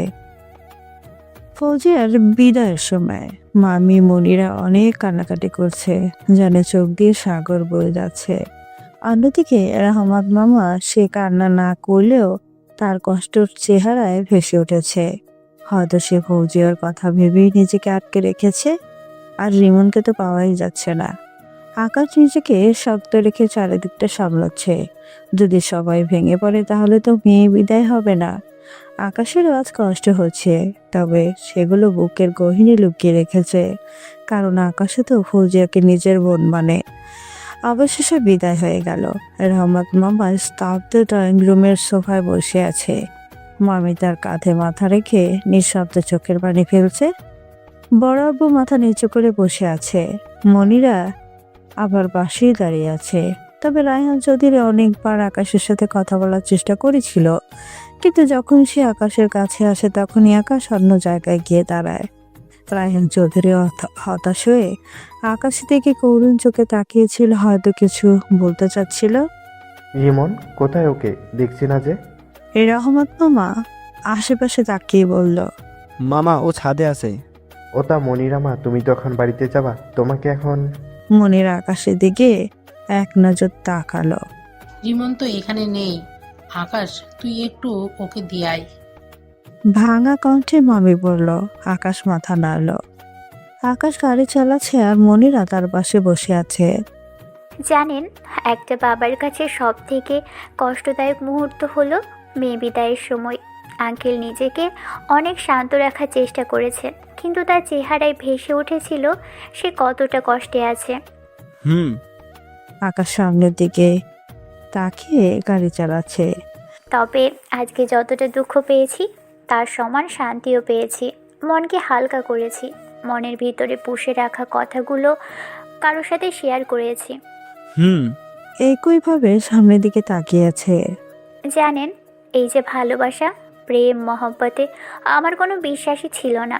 সব সময় ছেলেদের থেকে দূরে থেকেছি। জানি না কাকে ভালোবাসা বলে। শুনছেন তো কি বলছি আমি? মনিরা আকাশের দিকে তাকিয়ে। ফৌজিয়া বলেছিল এটা নাকি একটা ফিলিংস, যে তার কথা ভাবলেই মুখে মুচকি হাসি চলে আসে, চোখ বন্ধ করলেই তার চেহারা ভেসে ওঠে চোখের সামনে। এটা বলেই মনিরা লম্বা একটা নিঃশ্বাস নিল আর বলল, যেদিন আপনার সম্পর্কে সব কিছু জেনেছি সেদিন থেকেই আপনার প্রতি আমার কোনো এক অজানা অনুভূতি সৃষ্টি হয়েছে। সব সময় আপনার কথাই ভাবতে থাকি। কবে যে আপনি আমার এতটা প্রিয় হয়ে গেলেন নিজেও বুঝতে পারিনি। তাই তো সব সময় আপনাকে লুকিয়ে লুকিয়ে দেখি, চোখে চোখে রাখি। যদি এটার নাম ভালোবাসা হয় তাহলে হ্যাঁ, আমি আপনাকে অনেক ভালোবাসি, যার জন্য নিজের সব কিছু ছাড়তে পারি। হোক সেটা জীবনও হোক না কেন, অনেক ভালোবেসে ফেলেছি আপনাকে। প্লিজ দূরে সরিয়ে দিবেন না, প্লিজ। মনিরা চোখের পানি চিকচিক করছে। আকাশ সবকিছু মনোযোগ দিয়ে শুনছিল। হঠাৎ সে গাড়ি ব্রেক করলো, মনিরার দিকে তাকালো। সরি, আমাকে ক্ষমা করবেন। বলেই মনিরার মুখে একটা স্প্রে করলো, আর মনিরার চোখের সামনে সব অন্ধকার হয়ে গেল। অজ্ঞান হয়ে আকাশের বুকে ঢলে পড়ল। আজকে সকালে আকাশ তার খবরকে ফোন দিয়ে গালি দিতে থাকে যে আরমান আহমেদের খোঁজ এখনো তাকে দেয়নি কেন। লোকটি ভয় ভয় বলল, স্যার, আমি তো গতকালকেই ইমেল করে দিয়েছি সব কিছু। আকাশ এটা শুনে ফোন কেটে দেয় আর ল্যাপটপ অন করে ইমেল চেক করে। সেখানে আরমান আহমেদের বায়োডাটা দেওয়া আছে। আর যখন আকাশ তার পরিবারের লোক দেখে সে তো অবাক হয়ে যায়। আরমান আহমেদের একমাত্র মেয়ের নাম তাইবা মনি, ডাকনাম মনিরা। আকাশ এটা দেখে হেসে ওঠে যে তার শিকা তো তার পাশেই আছে। মনিরা আকাশের বুকের উপর অজ্ঞান হয়ে পড়ে আছে। আকাশ এক নজর তার দিকে তাকিয়ে আছে। মনিরা চুলগুলো তার মুখের সামনে চলে এসেছে। এতে আকাশের দেখা সমস্যা হচ্ছে, তাই হাত দিয়ে পরম যত্নে চুলগুলো কানের পেছনে গুজে দিল। আমারও ইচ্ছা হয় তোমাকে ভালোবাসতে, নিজের করে নিতে, কিন্তু আমার জীবন তো কোনো দাম নেই। একজনের দায় বেঁচে আছি, তাকে কথা দিয়েছিলাম তার কথা সব সময় শুনবো, তার কথা মতো নিজের লাইফ সাজাবো। এজন্য তুমি এত কাছে থেকেও অনেক দূরে। আমাকে ক্ষমা করে দিও, আমি তোমার যোগ্য না। এই হাত পারে শুধু মানুষ খুন করতে, আদর করতে পারে না। আকাশ ফিসফিস করে বলছে। পাপা, তোমার ছেলে চলে এসেছে। জয় জাবিরের একমাত্র ছেলে, দেখতে একেবারে পালনদের মতো, তবে স্টাইলিশ আছে। জাবির জয়ের দিকে তাকাচ্ছে না। জয় গিয়ে জাবিরের সামনে চলে গেল, তার সামনে বসে। পাপা, কথা বলো। দেখো, তোমার ছেলে কত বছর পরে জেল থেকে এসেছে, আর তুমি। জাবিরের পাশে থাকা একটা লোককে ডাক দিল জয়। লোকটা জয়ের কাছে আসলে জয় তার ঘাড়ে হাত রাখে আর বলে, বাবার কি হয়েছে? কথা বলছে না কেন? বলে ওই লোকটাকে মারতে লাগলো। লোকটাকে মেরে আধমারা করে ফেলেছে জয়। হঠাৎ জাবির বলল, কবির কবির চৌধুরী দেশে এসেছে, আমি ওর লাশ দেখতে চাই শুধু। জয় তার বাবা থেকে তাকালো আর বলল, তোমার কাজ হয়ে যাবে। নিচে পড়ে থাকা লোকটার দিকে তাকিয়ে জয় বলল, সরি ডুড, বাবা কিছু বলছিল না, তাই রাগ হচ্ছিল। উনি তো আমার বাবা, তাই ওনাকে কি করে মারি বল? তাই রাগটা তোর উপরেই ঝাড়লাম। নিচে পড়ে থাকা লোকটার গাল মুখ দিয়ে গড় করে রক্ত বেরোচ্ছে, ছটপট করছে। এই না না, মরবি না। এই যা, আস্তে না আসতেই খুনের খাতাটা খুলে ফেললাম। পরের দিন সকালে চোখ মিটমিট করে খুঁজছে বোনেরা। মাথাটা একটু ভারী হয়ে আছে তার। বিছানার উপরে শুয়ে আছে সে আশেপাশে তাকায়, কিন্তু সবকিছুই অপরিচিত। কোথায় আছে সে, আর এটাই বা কার রুম? মুহূর্তেই মনিরার ঘুম ভাবটা চলে যায়, আর সে ধরপড়ে উঠে পড়ে। তাড়াতাড়ি উঠে সে দরজার কাছে গিয়ে দরজা খোলার চেষ্টা করে, কিন্তু মনে হচ্ছে বাইরে থেকে বন্ধ। কেউ আছেন? প্লিজ দরজাটা খুলুন। কেউ কি আমার কথা শুনতে পাচ্ছেন? অনেক ডাকাডাকি করলো মনিরা, কিন্তু বাইরে থেকে কোনো আওয়াজ এলো না। তাই সে হতাশ হয়ে দরজার পিঠ থেকে বসে পড়ল আর কালকের কথা ভাবতে লাগলো। গতকালকের কথা মনে পড়তেই মনিরা চোখ ভরে এলো। সে তো এই প্রথম কাউকে ভালোবেসেছিল, প্রথম কাউকে নিয়ে ভাবতে শুরু করেছিল, কিন্তু শুধু ছোট্ট একটা শব্দ সরি, এটাই তার সব শব্দ ভেঙে তছনছ করে দিল। সে ভাবছে, ভালোবাসায় কষ্ট হয় এটা তো জানতাম, কিন্তু এতটা যে কষ্ট হবে তা জানা ছিল না। হঠাৎ মনে হলো কেউ দরজা খোলার চেষ্টা করছে। তাই সে দরজা থেকে একটু দূরে যায় আর একটা ফুলদানি হাতে নেয়। যে আসবে তাকে মেরে পালিয়ে যাবে, এটাই তার ভাবনা। দরজা খুলে একটা ছেলে, বয়স 19-20 হবে, ভিতরে এলো, আর সাথে সাথেই মনিরা তার মাথায় ফুলদানি দিয়ে বাড়ি দিল। শালা, মেয়েদের কিডন্যাপ করা তোকে আজ। ছেলেটা তো কিছু বলারই সুযোগ পাচ্ছে না। মনিরা সমান তালে চল খুশি মেরে যাচ্ছে। ছেলেটা অনেক কষ্টে চিৎকার করে বলল, ভাই বাঁচাও আমারে। মনিরা ছেলেটিকে কেলিয়ে যাচ্ছে, আরো অনেক গালি দিচ্ছে। হঠাৎ কেউ এসে মনিরার মাজা ধরে উঁচু করলো। মনিরা হাত পা ছোড়াছড়ি করছে। ওই কোন হারামি আমাকে ধরল রে? বলি যেই না মুখের দিকে তাকায়, অমনি মনিরার মুখ আপনা আপনি বন্ধ হয়ে যায়। একজোড়া চোখ আগুন মুখী হয়ে তার দিকে তাকিয়ে আছে। আকাশ মনিরাকে নিচে নামালো। রাজু, তুই নিচে যা। শান্তভাবে বলল আকাশ। রাজু মনিরার পাশ দিয়ে যাওয়ার সময় বলে, পিতনি, তোকে আমি দেখে নিব। মনিরা তো আকাশের দিকে তাকিয়ে আছে, কারণ আকাশকে এখন অন্যরকম লাগছে দেখতে। কেন সেটা বললে ভাই চাকরি থাকবে না। ওই মেয়ে, তোমার সমস্যা কি? হ্যাঁ, ওকে ওভাবে মারছিলে কেন? আকাশ কড়াভাবে বলল, না মানে এটাই নাকি ভিতরে সিক্স পে। হোয়াট? আকাশ একটু জোরেই বলল, না মানে আমাকে কিডন্যাপ করেছে। ওকে কি করে ছেড়ে দিই? কিডন্যাপ ও করেনি, আমি করেছি। কেন এত কষ্ট করতে গেলেন? আমাকে আই লাভ ইউ টু বলে দিলেই তো আমি আপনার সব কথা মানতাম। শাট আপ, তুমি এত কথা বলো কেন? হ্যাঁ, আকাশ রেগে একটা ফোন এগিয়ে দিয়ে বলল। মনিরা ভয় পেয়ে ওর বাবাকে ফোন দেয় আর করুণ সুরে বলে, পা। রাত থেকে মনিরা সহ আকাশের খোঁজ পাওয়া যাচ্ছে না। সবাই তো পাগলের মতো খোঁজাখুঁজি শুরু করে দিয়েছে, কিন্তু কবির খান নিশ্চিন্তায় বসে আছে আর সবাইকে বলছে টেনশন না নিতে। অন্যদিকে রায়হান আহমেদ, মনিরার বাবা, মেয়ে নিখোঁজ খবরটা শুনে পাগল প্রায় হয়ে গেছে। শহরের এমন কোনো জায়গায় বাদ নেই যে সে খোঁজে নেই। এমনি করে খুঁজতে খুঁজতে রাত পেরিয়ে দিন হয়ে গেল। হঠাৎ তার ফোন বেজে ওঠায় সে তাড়াতাড়ি রিসিভ করলো। আর যখন নিজের মেয়ের কণ্ঠটা শুনলো, তখন একটি হলো জানে পানি এসেছে। হ্যালো পাপ্পা। মণিমা, তুই ঠিক আছিস তো? তোর কণ্ঠ এমন লাগছে কেন? খপ করে আকাশ মনিরার কাছ থেকে ফোনটা কেড়ে নেয়। তো কেমন আছেন মিস্টার আরমান আহমেদ?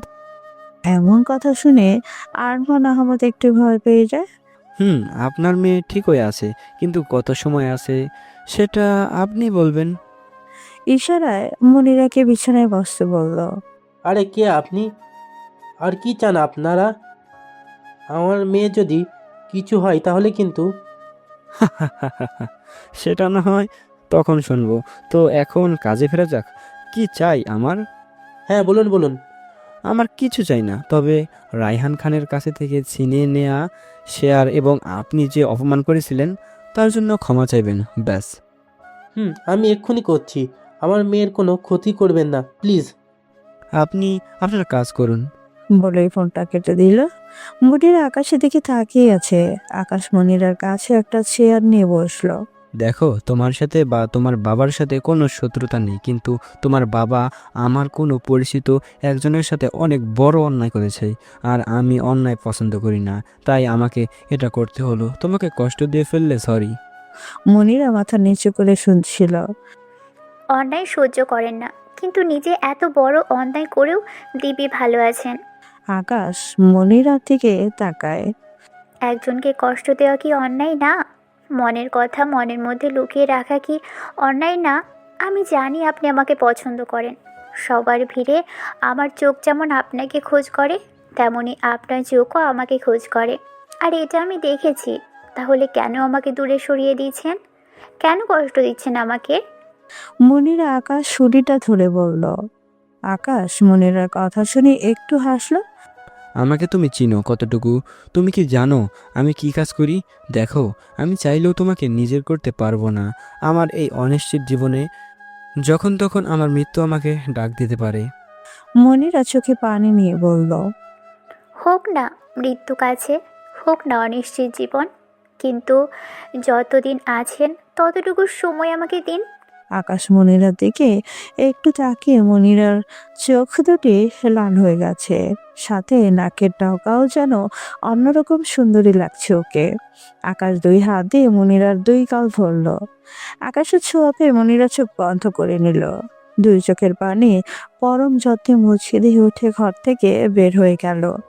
মনির প্রচুর ক্ষুধা লেগেছে, কিন্তু কি খাবে? মনে মনে আকাশকে গালগাল দিচ্ছে। রাক্ষস গুন্ডা, নিজে তো পেট ভরে নিয়েছে, একটা বাচ্চা মেয়ে যে না খেয়ে বসে আছে সেটার খবর কি তার আছে? হঠাৎ দরজায় নক করে ভিতরে ঢুকলো রাজু। মনিরা ওর দিকে তাকিয়ে ভ্রু নাচায়, এটা দেখে রাজু বলল। ওই কি? মনিরা উঠে দাঁড়িয়ে এটা দেখে ভয়ে রাজু দরজার পেছনে চলে যায়, আর ওইখান থেকেই মুখ বাড়িয়ে বলে। মিস পেতনি, আপনাকে ভাই খেতে রাখছে। গাড়ি চলছে তার আপন গতিতে। মনিরা বাইরের দিকে তাকিয়ে কথা বলেই যাচ্ছে, কোনো থামার নামই নেই। আচ্ছা, আমাকে কি এখন বাড়ি নিয়ে যাবেন? আমি এখন বাড়ি যাব না, চলুন অন্য কোথাও যাই বেড়াতে। জানেন, বেড়াতে আমার অনেক ভালো লাগে। জানেন একবার কি হয়েছে? আমি আমার বন্ধুদের সাথে। ওই ভাইয়া, তুই কি থামবি? এমনিতে কিন্তু মাথা গরম আছে, তার উপর তুই সেই সকাল থেকেই মাথা খেয়ে যাচ্ছিস।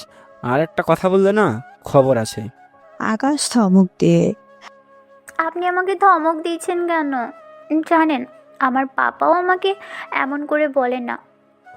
আমিও আপনার ধমকের প্রতিবাদ করতে পারতাম, বেঁচে গেলেন আপনাকে একটু ভালোবাসি বলে। তা না হলে দেখিয়ে দিতাম তাইবা মনি ওরফে মনিরা কি জিনিস। আকাশের হাসিও পাচ্ছে, আবার রাগও হচ্ছে। মনে মনে ভাবছে, যে করেই হোক কথা বলা বন্ধ করতে হবে। তাই আকাশ গাড়ি থামিয়ে মনিরার দিকে তাকালো। উম, উম, আকাশ মনিরার দিকে তাকালো।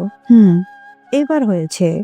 মনিরার হাত বাঁধা পেছনের দিক করে, মুখে টেপ মারা, তাই সে উম করেই যাচ্ছে। আকাশ মনিরা চেহারা দেখে ক্লোজ আপ হাসি দিল। সকালে খাবার টেবিলে মনিরা রাজুর মধ্যে অনেক লড়াই হয়েছে। রাজু আকাশের ছোট ভাইয়ের মতো, সে অনাথ, দুনিয়ায় কেউ নেই তার, তবে সে একজন ভালো মনের মানুষ। গরিব দুঃখীদের সবসময় সাহায্য করে আকাশের মাধ্যমে। ভাই, এনাকে বলে দাও আমার থেকে দূরে থাকতে, না হলে আমি কিন্তু এর সব চুল ছিঁড়ে নেব। কি বললি তুই? তারা মনিরা উঠে তেড়ে গেল রাজুর দিকে। ওই হচ্ছেটা কি? রাজু চুপচাপ চেয়ারে বয়। আর তোমার তো ক্ষুধা লাগে না? যদি লাগে তাহলে বসেন আর আমাকে উদ্ধার করুন। আকাশ চোখ গরম করে মনিরা আকাশের দিকে তাকিয়ে হেসে বসে পড়ে। আরে অপু ভাই, হ্যাঁ ভাই। উঠে দাঁড়িয়ে রাজু।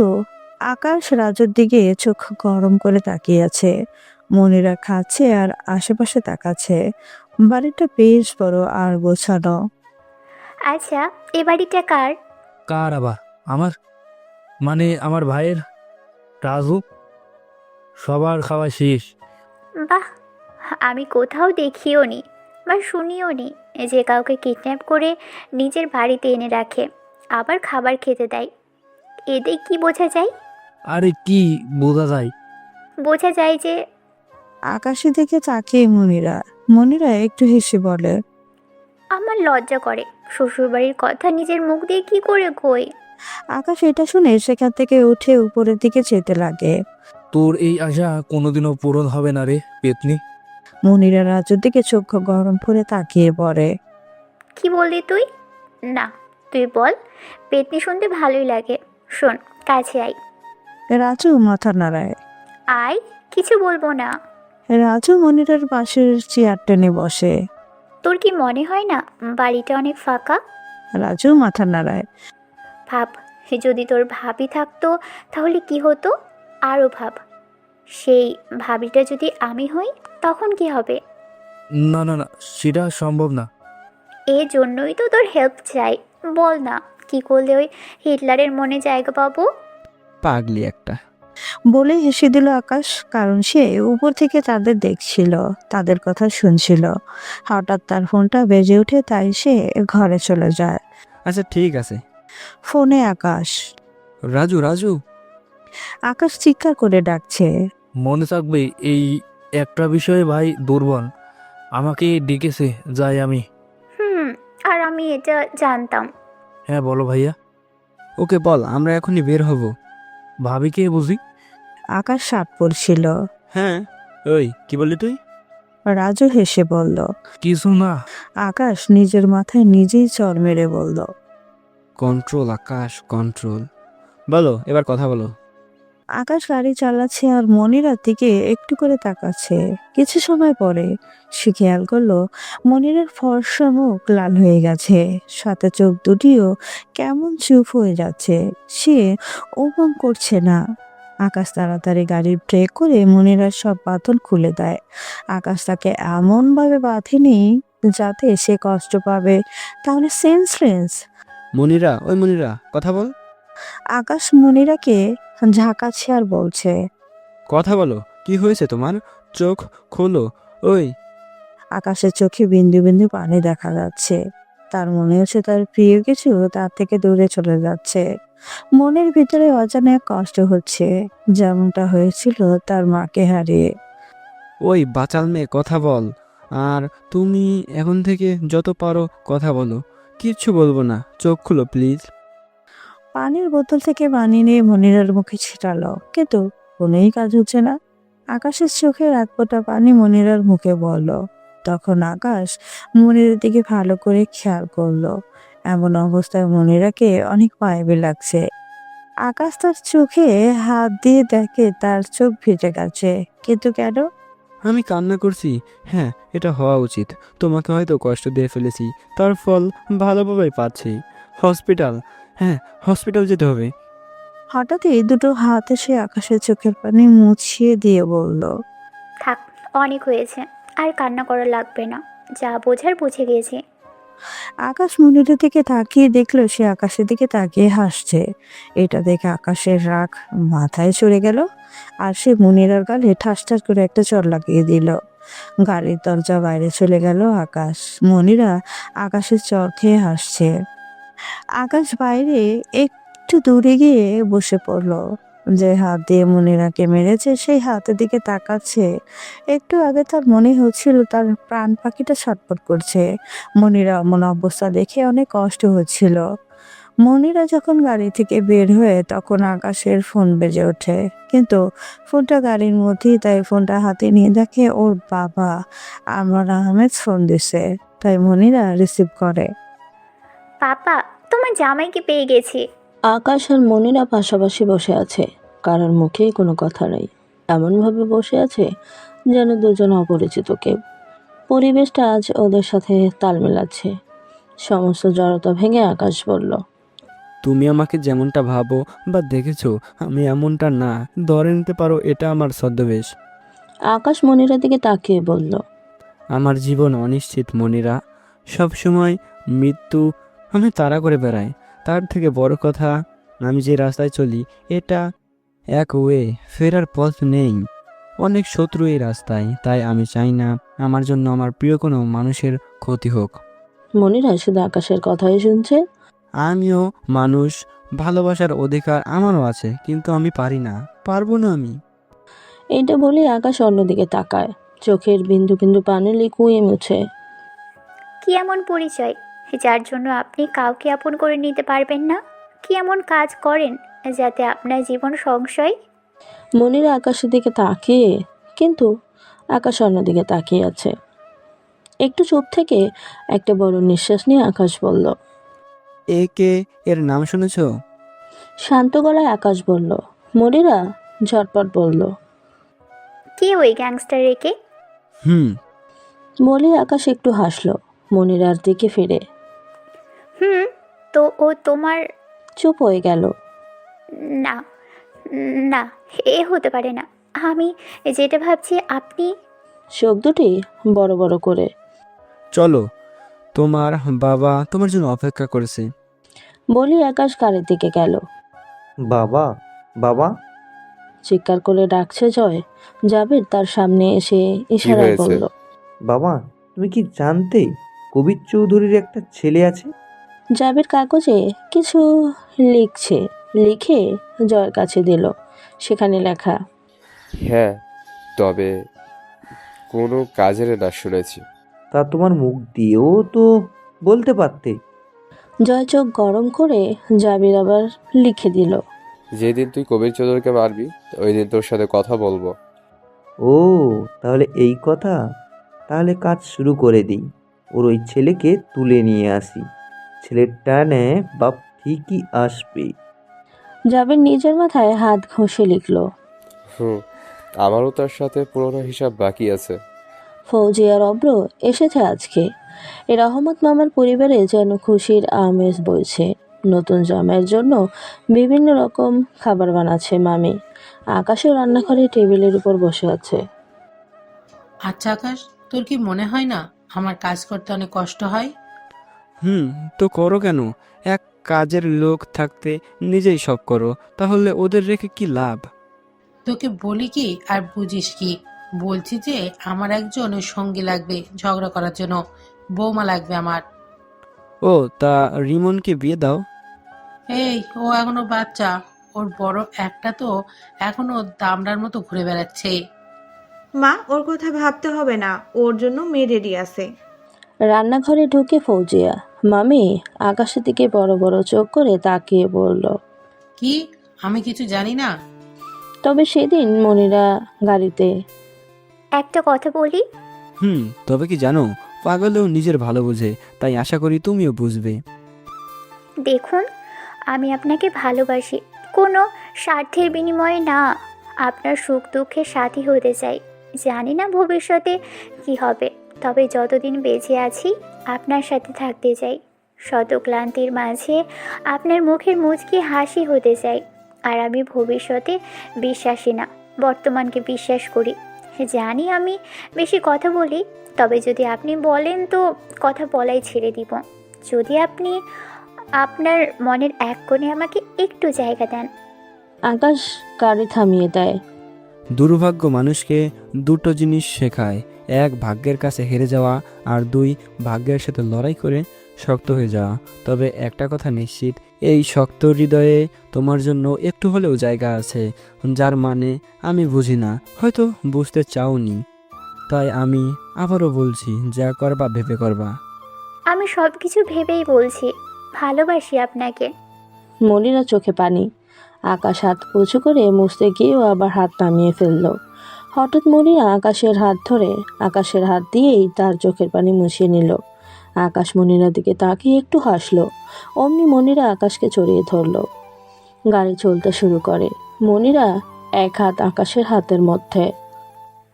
আচ্ছা, একের মানে কি? আপনার দলে কতজন লোক আছে? আচ্ছা, আপনি কয়টা খুন করেছেন? সবাই কি খারাপ ছিল? আচ্ছা, মানুষ মারতে কেমন লাগে? আমাকে শেখাবেন? আচ্ছা, আমি কি গ্যাংস্টার হতে পারবো?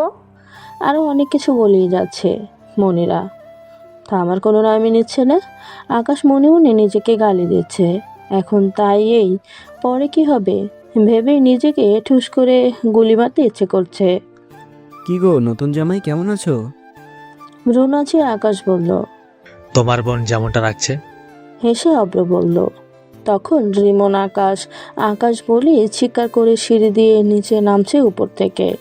চল আমার সাথে। যাব, কিন্তু কোথায়? আমিও যাব। দুলাভাই আপনি? আচ্ছা চলেন। কিন্তু কোথায়? চল, গেলেই দেখতে পাবি। কালকে ব্ল্যাক মাফিয়া দেশে আসে। কালকে আমাদের জন্য শুভ দিন। এই দিনেই আমি আমার শত্রুর লাশ দেখতে চাই। বাবা তুমি টেনশন নিও না, আমার লোকেরা গেছে কবির চৌধুরীর ছেলেকে কিডন্যাপ করতে। এ তুমি শুধু দেখো, আগে আগে হোতা হ্যাঁ ক্যা।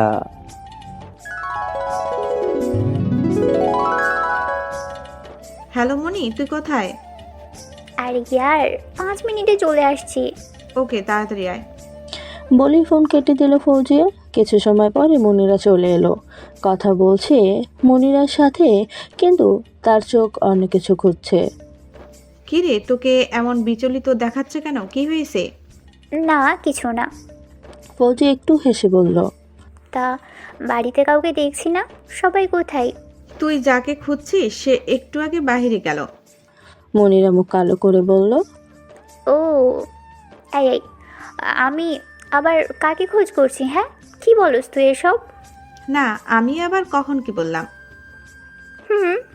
বাদ দে, বল কেমন কাটলো তোর?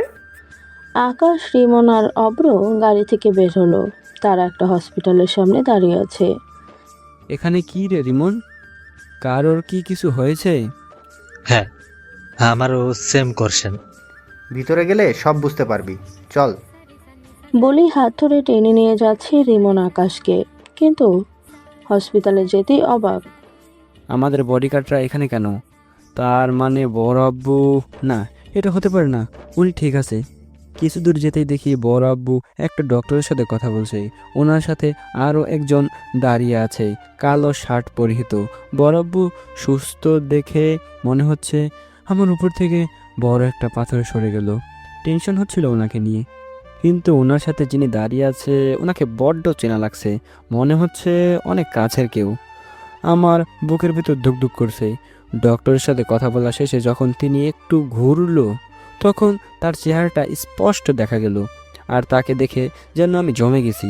বুকের ভেতর ধুকধুকটা অনেক বেড়ে গেল তার মলিন হয়ে যাওয়া চেহারাটা দেখে, কারণ সে আর কেউ নয়, আমার আব্বু রায়হান চৌধুরী। দেখে মনে হচ্ছে তিনি অনেক টেনশনে আছে। হঠাৎ কিছুর সাথে ধাক্কা লাগায় পড়ে গেলাম নিচে। অব্র আর ফুপাকে এখানে দেখে অবাক হয়, তাই ছুটে যাওয়ার সময় আকাশের সাথে একটু ধাক্কা লাগে। আকাশ নিচে পড়ে যাওয়ায় কবির চৌধুরী সহ রায়হান খানের নজর পড়ে আকাশের দিকে। কবির খান আকাশকে দেখে আকাশের কাছে আসে, কিন্তু রায়হান খান সেখানেই দাঁড়িয়ে আকাশের দিকে করুণ চোখে তাকিয়ে আছে। আকাশও তার দিকে তাকিয়ে আছে। আজ তার যেন অনেক কষ্ট দেখা যাচ্ছে। এই কষ্টটা কিসের? একজন বাবার ছেলের হারানোর কষ্ট, নাকি অন্য কোনো কারণ? তবে আকাশের আজ ওই মুখখানার উপরে অনেক মায়া হচ্ছে। আমরা সাধারণত তাদের উপরে রাগ দেখাই, অভিমান করি, যারা আমাদের সব থেকে কাছের হয়। আকাশেরও হয়তো এটাই কারণ। আকাশ, তোর মা অনেক অসুস্থ। আরে মনিরা মা, কখন আসছো? এই তো আন্টি, মাত্রই আসলাম। ফৌজিয়া ওর মায়ের দিকে তাকিয়ে একটু ইশারা করলো। মনিরা জানোস, আমার তো বিয়ে হয়ে গেল, এবার আকাশের পালা। ওর জন্য মেয়ে ঠিক করাও আছে, ওর বাবার বন্ধুর মেয়ে। মনিরা এটা শুনে বসা থেকে দাঁড়িয়ে গেল। কি? না, এটা হতে পারে না। কেন হতে পারে না? মেয়েটাকে আকাশের পছন্দ হয়েছে। কি বাজে কথা বলছিস? মনিরা কাঁদো কাঁদো কণ্ঠে। হ্যাঁ, কালকেই নাকি মেয়েটাকে ফাইনাল করেছে। আকাশ বলছে মেয়েটাকে নাকি ওর খুব পছন্দ হয়েছে। ও ভালো। নরম সুরে বলল। মনিরা চোখে পানি, সে এটা লুকাতে যাচ্ছে। এখানে একটু সময় থাকলে সে এটা ধরে রাখতে পারবে না। আচ্ছা, আমার একটা ইম্পর্ট্যান্ট কাজ আছে, আমি আজকে যাই। বলে যেতে লাগলো। আরে মেয়েটার পিকটা তো দেখে যা। ফৌজিয়া মনিরার হাত ধরে। মনিরা কিছু বলছে না, ফৌজিয়ার দিকেও তাকাচ্ছে না। ফৌজিয়া নিজের ফোন থেকে মনিরার একটা পিক বের করলো আর বলল, এই দেখ, বল মেয়েটা কেমন কেমন মানাবে ওদের। মনিরা ফটো না দেখেই বলে, অনেক সুন্দর, ভালোই মানাবে। আরে আগে তো দেখ। তখন মনিরা ফৌজিয়ার দিকে তাকায়। মনিরা চোখ দুটি লাল হয়ে গেছে, সাথে ফেসটাও। চোখ দিয়ে অনবরত পানি পড়ছেই। মনিরা যখন ফটোটার দিকে তাকায়, সাথে সাথে সে শক খায়। মনিরা একবার মামি আর একবার ফৌজিয়ার দিকে তাকায়, দেখে তারা দুজনেই হাসছে। ভালোবাসিস আমার ভাইটাকে? অনেক, নিজের থেকেও বেশি। বলেই ফৌজিয়াকে জড়িয়ে ধরল। আকাশ পাটা তার কাছে আজ অনেক ভারী মনে হচ্ছে, যেন তার পথ এগোচ্ছেই না। সামনে যেতেই সে দেখে একটা কেবিনে রায়হান খান জাহানারা বেগমের হাত ধরে বসে আছে। মুখে অক্সিজেন মাস্ক পরানো। তার ব্রেন টিউমার হয়েছে, অপারেশন করলে বাঁচার সম্ভাবনা 10%। ওনাকে এমনভাবে দেখে যেন আমার অনেক কষ্ট হচ্ছে। হবেই তো, এক সময় যে আব্বু ডাকতাম তাকে। রায়হান খান বেরিয়ে এলো রুম থেকে, আমার সামনে এসে দাঁড়ালো। যদি কোনো দিন আমাকে বাবা মনে করে থাকিস, তাহলে একবার তোর মায়ের সাথে কথা বলে নে। জানি না এরপরে কি হবে আমার ব্যাপারে, আমি কিছু বলতে চাই না। আমি জানি আমি যে অপরাধ করেছি তার কোনো ক্ষমা নেই। চোখে পানি নিয়ে রায়হান খান বলল। আকাশ কবির খানের দিকে একবার তাকালো, সে যেতে বলল। দরজা খুলে আকাশ কেবিনে প্রবেশ করলো। অনেক শুকিয়ে গেছে তিনি। বিয়ের দিনই আকাশ খেয়াল করেছিল কেবিনে শুধু আকাশ আর জাহানারা বেগম। জাহানারা বেগম হাতের ইশারায় আকাশকে কাছে ডাকলো। আকাশ তার পাশে চেয়ারে গিয়ে বসলো, মুখের মাস্ক খুলে বলল, ওই কেমন আছোস? আমি কিন্তু অনেক ভালো আছি। তার চোখের পানি দুই পাশ দিয়ে গড়িয়ে পড়ছে। জানিস, তুই থাকতে তোর মর্ম আমি বুঝিনি। ভেবেছিলাম তোকে তাড়াতে পারলে আমি শান্তিতে থাকতে পারবো। তুই যেদিন চলে গেছিলিস না, ওই দিন অনেক খুশি হয়েছিলাম রে, কিন্তু একদিক থেকে মন খারাপ ছিল, কারণ এবার আমি কার উপর অত্যাচার করব, কার সাথে রাগারাগি করে আমার সময় কাটবে। তুই কি ওই সময় খেয়াল করেছিস আমি সব সময় তোর পিছনে লেগে থাকতাম, কথা শোনাতাম? হ্যাঁ, আমি তোকে ভালো মুখ দিতাম না, এটা আমার দোষ ছিল, আমি মানছি। কিন্তু তোকে হারিয়ে আমি বুঝেছি তুই আমার জন্য কী ছিলি। তুই চলে যাবার পরে তোর কথা অনেক করে মনে পড়তে থাকে। নিজেকে অনেক ছোট মনে হচ্ছিল ওই সময়। সবসময় তোর কথা ভেবে চোখের পানি ফেলতাম। তোর আব্বুকে শুধু বলতাম তোকে এনে দিতে, কিন্তু তুই তো, তোর কথা ভেবে আমি কোনো বাচ্চা নিইনি, কারণ তখন তুই আমার সন্তান হয়ে গেছিলিস। তুই প্রথম যে আমাকে আম্মু বলতি। যেদিন তোকে বিয়েতে দেখেছি ওই দিন আমি তোর সাথে কথা বলতে চেয়েছিলাম, কিন্তু নিয়তির কি বিধান, ওই সময় মাথা ব্যথা শুরু করে। আমাকে একটা রুমে নিয়ে যায়। ডাক্তার বলেছিল বেশি চিন্তা না করতে, না হলে নাকি আমার সমস্যা হবে। কিন্তু আমি যা করেছি এটা সবসময় আমার মাথায় থাকে। কি করে ভুলি বল? আমি যে অপরাধ করেছি এটা তার কাছে অনেক নগণ্য। আকাশ মাথা নিচু করে বসে আছে। আমি তোর কাছে ক্ষমা চাচ্ছি না, কারণ আমি জানি আমি যা করেছি এটা ক্ষমার অযোগ্য। আর আমি তো পুরো মহিলা জাতির কলঙ্ক। তবে একটা অনুরোধ, আমি চলে গেলে তোর বাবা একা হয়ে যাবে রে, পারলে একটু দেখে রাখিস। আকাশ আর থাকতে পারলো না কেবিনে। সে এক প্রকার ছুটে কেবিন থেকে বেরিয়ে এলো। আকাশ কারোর সাথে কথা না বলে হসপিটাল থেকেই বেরিয়ে গেল। আকাশ গাড়ি চালাচ্ছে পাগলের মতো, কোনো দিকেই খেয়াল নেই তার। একটু আগে বলা কথাগুলো তার মাথায় ঘুরছে। হঠাৎ একটা ট্রাক এসে আকাশের গাড়িতে বাড়ি দেয়। আকাশ মিটমিট করে চোখ খুলছে। মাথার পেছনের দিকটা প্রচুর ব্যথা করছে। সে চারিদিকে তাকিয়ে বুঝতে চেষ্টা করছে সে এখন কোথায়, কিন্তু চারিদিকে ঘুটঘুটে অন্ধকার। আকাশ তার হাত পা নাড়াতেই পারছে না, কিছু বলতেও পারছে না। হয়তো তার মুখে কেউ টেপ মেরে দিয়েছে। মনে হচ্ছে কিছু একটা সাথে তার হাত পা বাঁধা। সে মনে করার চেষ্টা করছে কি হয়েছে তার সাথে। আমি তো গাড়িতে ছিলাম। আকাশ গাড়ি চালাচ্ছে, হঠাৎ একটা ট্রাক তার গাড়িতে ধাক্কা দেয়। ফলে আকাশের গাড়ির কন্ট্রোল হারিয়ে ফেলে। অনেক পরে কষ্টে গাড়িটা কন্ট্রোল করে আর সেটা দাঁড় করায়। গাড়ি থেকে বের হতেই কেউ আকাশের মাথার পেছনে কিছু একটা দিয়ে বাড়ি দেয়। পরে আর কিছু মনে নেই তার। আকাশ মাথা ব্যথায় অনুভব করছে। হঠাৎ দরজা খোলার শব্দ হলো আর টুক করে লাইট জ্বলে উঠল। এবার আকাশ সব কিছু দেখতে পেল। তাকে একটা চেয়ারের সাথে বেঁধে রাখা হয়েছে, সাথে সামনে থাকা ব্যক্তিকেও। জয় আকাশের সামনে এসে একটা চেয়ার টেনে বসলো। দেখ ব্রো, আমি তোকে চিনি না, ইভেন কোনো দিনও দেখিনি। তোর সাথে কোনো শত্রুতা নেই আমার, কিন্তু আমার বাবার তোর বাবার সাথে আছে। সো তোর বাবাকে মরতে হবে, কবির চৌধুরীকে মরতে হবে। একটু জোরেই আকাশের এটা শুনে রাগে পুরো শরীর রিরি করতে লাগলো।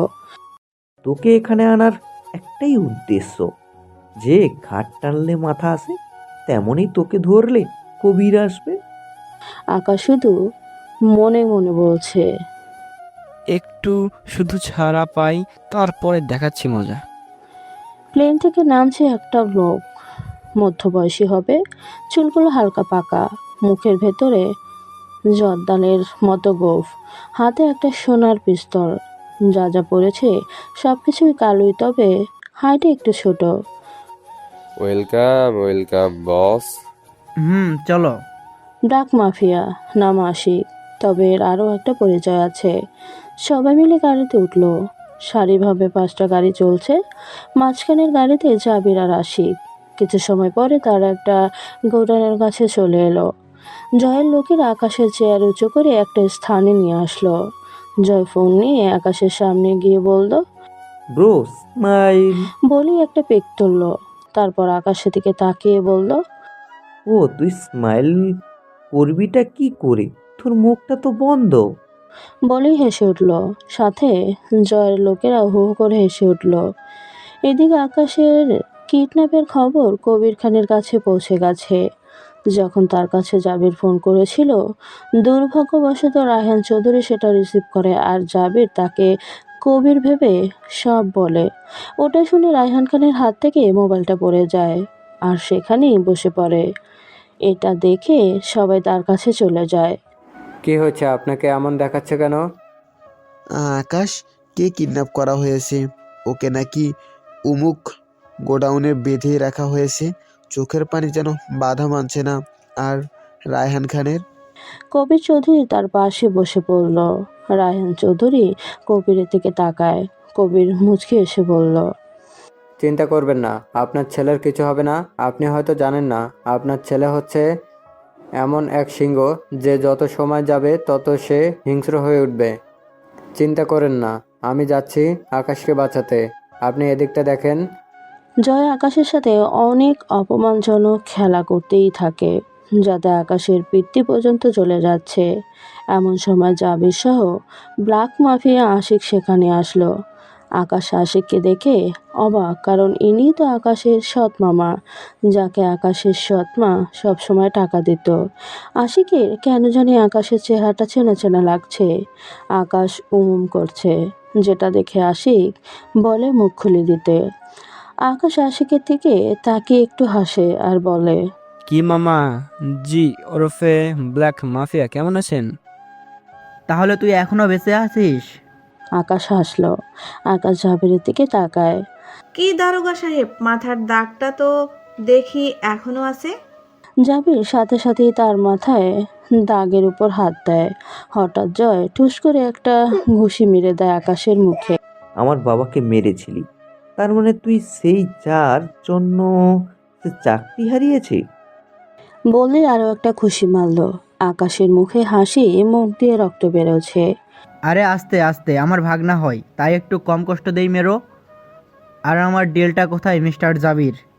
ওকে ছেড়ে দাও, আমি এসেছি। দরজা দিয়ে আস্তে আস্তে কবির। বাবা বাবা বাবা, নাম নিতেই বান্দা হাজির। আশিক অন্যদিকে ফিরে আছে। কবির তার চেহারা দেখতে পায়নি এখনো। আশিক পকেট থেকে একটা পেপার বের করে জাবিরকে ধরিয়ে দিল। ছাড়বো, তবে আগে এখানে একটা স্বাক্ষর করতে হবে। কবির কিছু না পড়েই সই করে দিল। তখন আশিক কবির চৌধুরীর দিকে ফিরে, আর কবির সেটা দেখে রাগে চোখ দিয়ে আগুন ভরে তো লাগলো। কারণ এই সেই কবির চৌধুরী জয় পরিবারকে মেরেছিল। কবির চৌধুরী আশিকের দিকে ছুটে যেতে লাগলো। আশিক কবির চৌধুরীর বুকে একটা লাথি মারে। সে ছিটকে গিয়ে পড়ে কিছুটা দূরে। আকাশ এই বলে চিৎকার করে ওঠে। এটা দেখে জয় আকাশকে মারতে থাকে। ওইদিকে আশিক কবির খানকে মারছে। লজ্জা করে না? লজ্জা করে না এতগুলো মানুষ হয়েও আমাকে এভাবে বেঁধে মারতে? আকাশ এসে এসে বলছে, ভয় পাস নাকি যে আমি একাই তোদের সবাইকে মেরে দেব? ভীতু শালা। আকাশের মুখের অনেক অংশ দিয়েই রক্ত বেরোচ্ছে। জয় ইশারা করলো আকাশকে গুলি দিতে। না, তুই ওর কথা শুনবি না, এটা ওর কোনো চাল। জয় কবির চৌধুরীর সামনে গেল, তার হাতে একটা ছুরি। এখান থেকে হসপিটাল 10 মিনিটের পথ। কুচ করে কবির চৌধুরীর হাত ধরায় হাতের শিরা কেটে দিল। পারলে তোর বাবাকে বাঁচিয়ে দেখা, 15 মিনিটেই শেষ। আকাশ যেন স্থির হয়ে গেল। কবির চৌধুরী তেমন নড়াচড়া করছে না, তবে শ্বাস এখনো আছে। দুইজন ছেলে আকাশকে মারতে আসছে, হাতে ধারালো অস্ত্র। আকাশ একটার বুকে খুশি মারল, অন্যটার গলায়। দুটো শেষ জায়গায়। জয় এটা দেখে অবাক। হঠাৎ করে ঝড়ের বেগে আকাশ জয়ের সামনে চলে আসলো। আমার কাছে সময় আছে, কিন্তু তোর কাছে তো একটুও সময় নেই। আকাশ তার হাতে থাকা ছুরিটার দিকে তাকিয়ে বলল। ছুরি থেকে টপটপ করে রক্ত পড়ছে। জয় তার বাবার দিকে তাকালো, যে সে ঢলে পড়ছে। জয় ছুটে গেল জাবিরের কাছে। সে দেখে তার বাবার গলায় আকাশ ছুরি চালিয়ে দিয়েছে। সামনে তাকায় দেখে আশিকও পড়ে আছে মাটিতে, তার শরীর থেকে রক্তের বন্যা বের হচ্ছে। আকাশ ওই দুটো ছেলেকে মারার পরে তাদের অস্ত্র নিয়ে ছুটে আশিক আর জাবিরের গলায় চালিয়ে দেয়। সাথে আরও অনেকজনকে মেরেছে। জয় তার বাবাকে ধরে চিৎকার করে ওঠে, আর আকাশের দিকে ছুটে আসে আকাশকে খুঁড়ি মারবে। তখন আকাশ সরে গিয়ে জয়কে জড়িয়ে ধরে। জয়ের চোখ বড় বড় হয়ে গেছে। আমাকে মাফ করে দিস। আর হ্যাঁ, আমি কিন্তু ভূত ভয় পাই, তাই আমার পিছু যেন পড়িস না। বলি আকাশ জয়কে ছেড়ে দিল। জয় দেখলো তার বুকে ছুরি ঢোকানো। আকাশ তাড়াতাড়ি তার বড় আব্বুকে নিয়ে সেখান থেকে বেরিয়ে যায় হসপিটালের উদ্দেশ্যে। 3 মাস পর। আকাশ, ওই আকাশ ওঠ, আজকে তোর বিয়ে আর তুই পুরো ঘুমাচ্ছিস। ওহ যাও তো আম্মু, আমি আজ বিয়ে করব না। ওই কি বললি? কি বললো? এ না না না না না। তখন আমি বুঝলাম কি বলে ফেলেছি। জাহানারা বেগম, আমার আম্মু, তার অপারেশন সাকসেসফুল হয় আর এখন আমরা একসাথে থাকি। ও হ্যাঁ, আজ আমার বিয়ে মনিরার সাথে। আমাদের জন্য সবাই দোয়া করবেন। তবে কেউ জানে না আমি কে। আর ওই দিনের পর থেকে দেশের প্রায় সবাই একে নামকে বাঘের মতো ভয় পায়। তো বন্ধুরা, কেমন লাগলো আমাদের আজকের এই গল্পটি? আই হোপ আপনাদের কাছে গল্পটি ভালো লেগেছে। যদি ভালো লেগে থাকে তাহলে অবশ্যই চ্যানেলটিকে সাবস্ক্রাইব করে পাশে থাকবেন এবং ভিডিওতে একটি লাইক করে কমেন্ট করে জানিয়ে দেবেন আপনারা কী ধরনের গল্প শুনতে চান। আমি সেই ধরনের গল্প আপনাদের জন্য আনার চেষ্টা করব। তো ততক্ষণ সবাই ভালো থাকবেন, সুস্থ থাকবেন। আল্লাহ হাফেজ।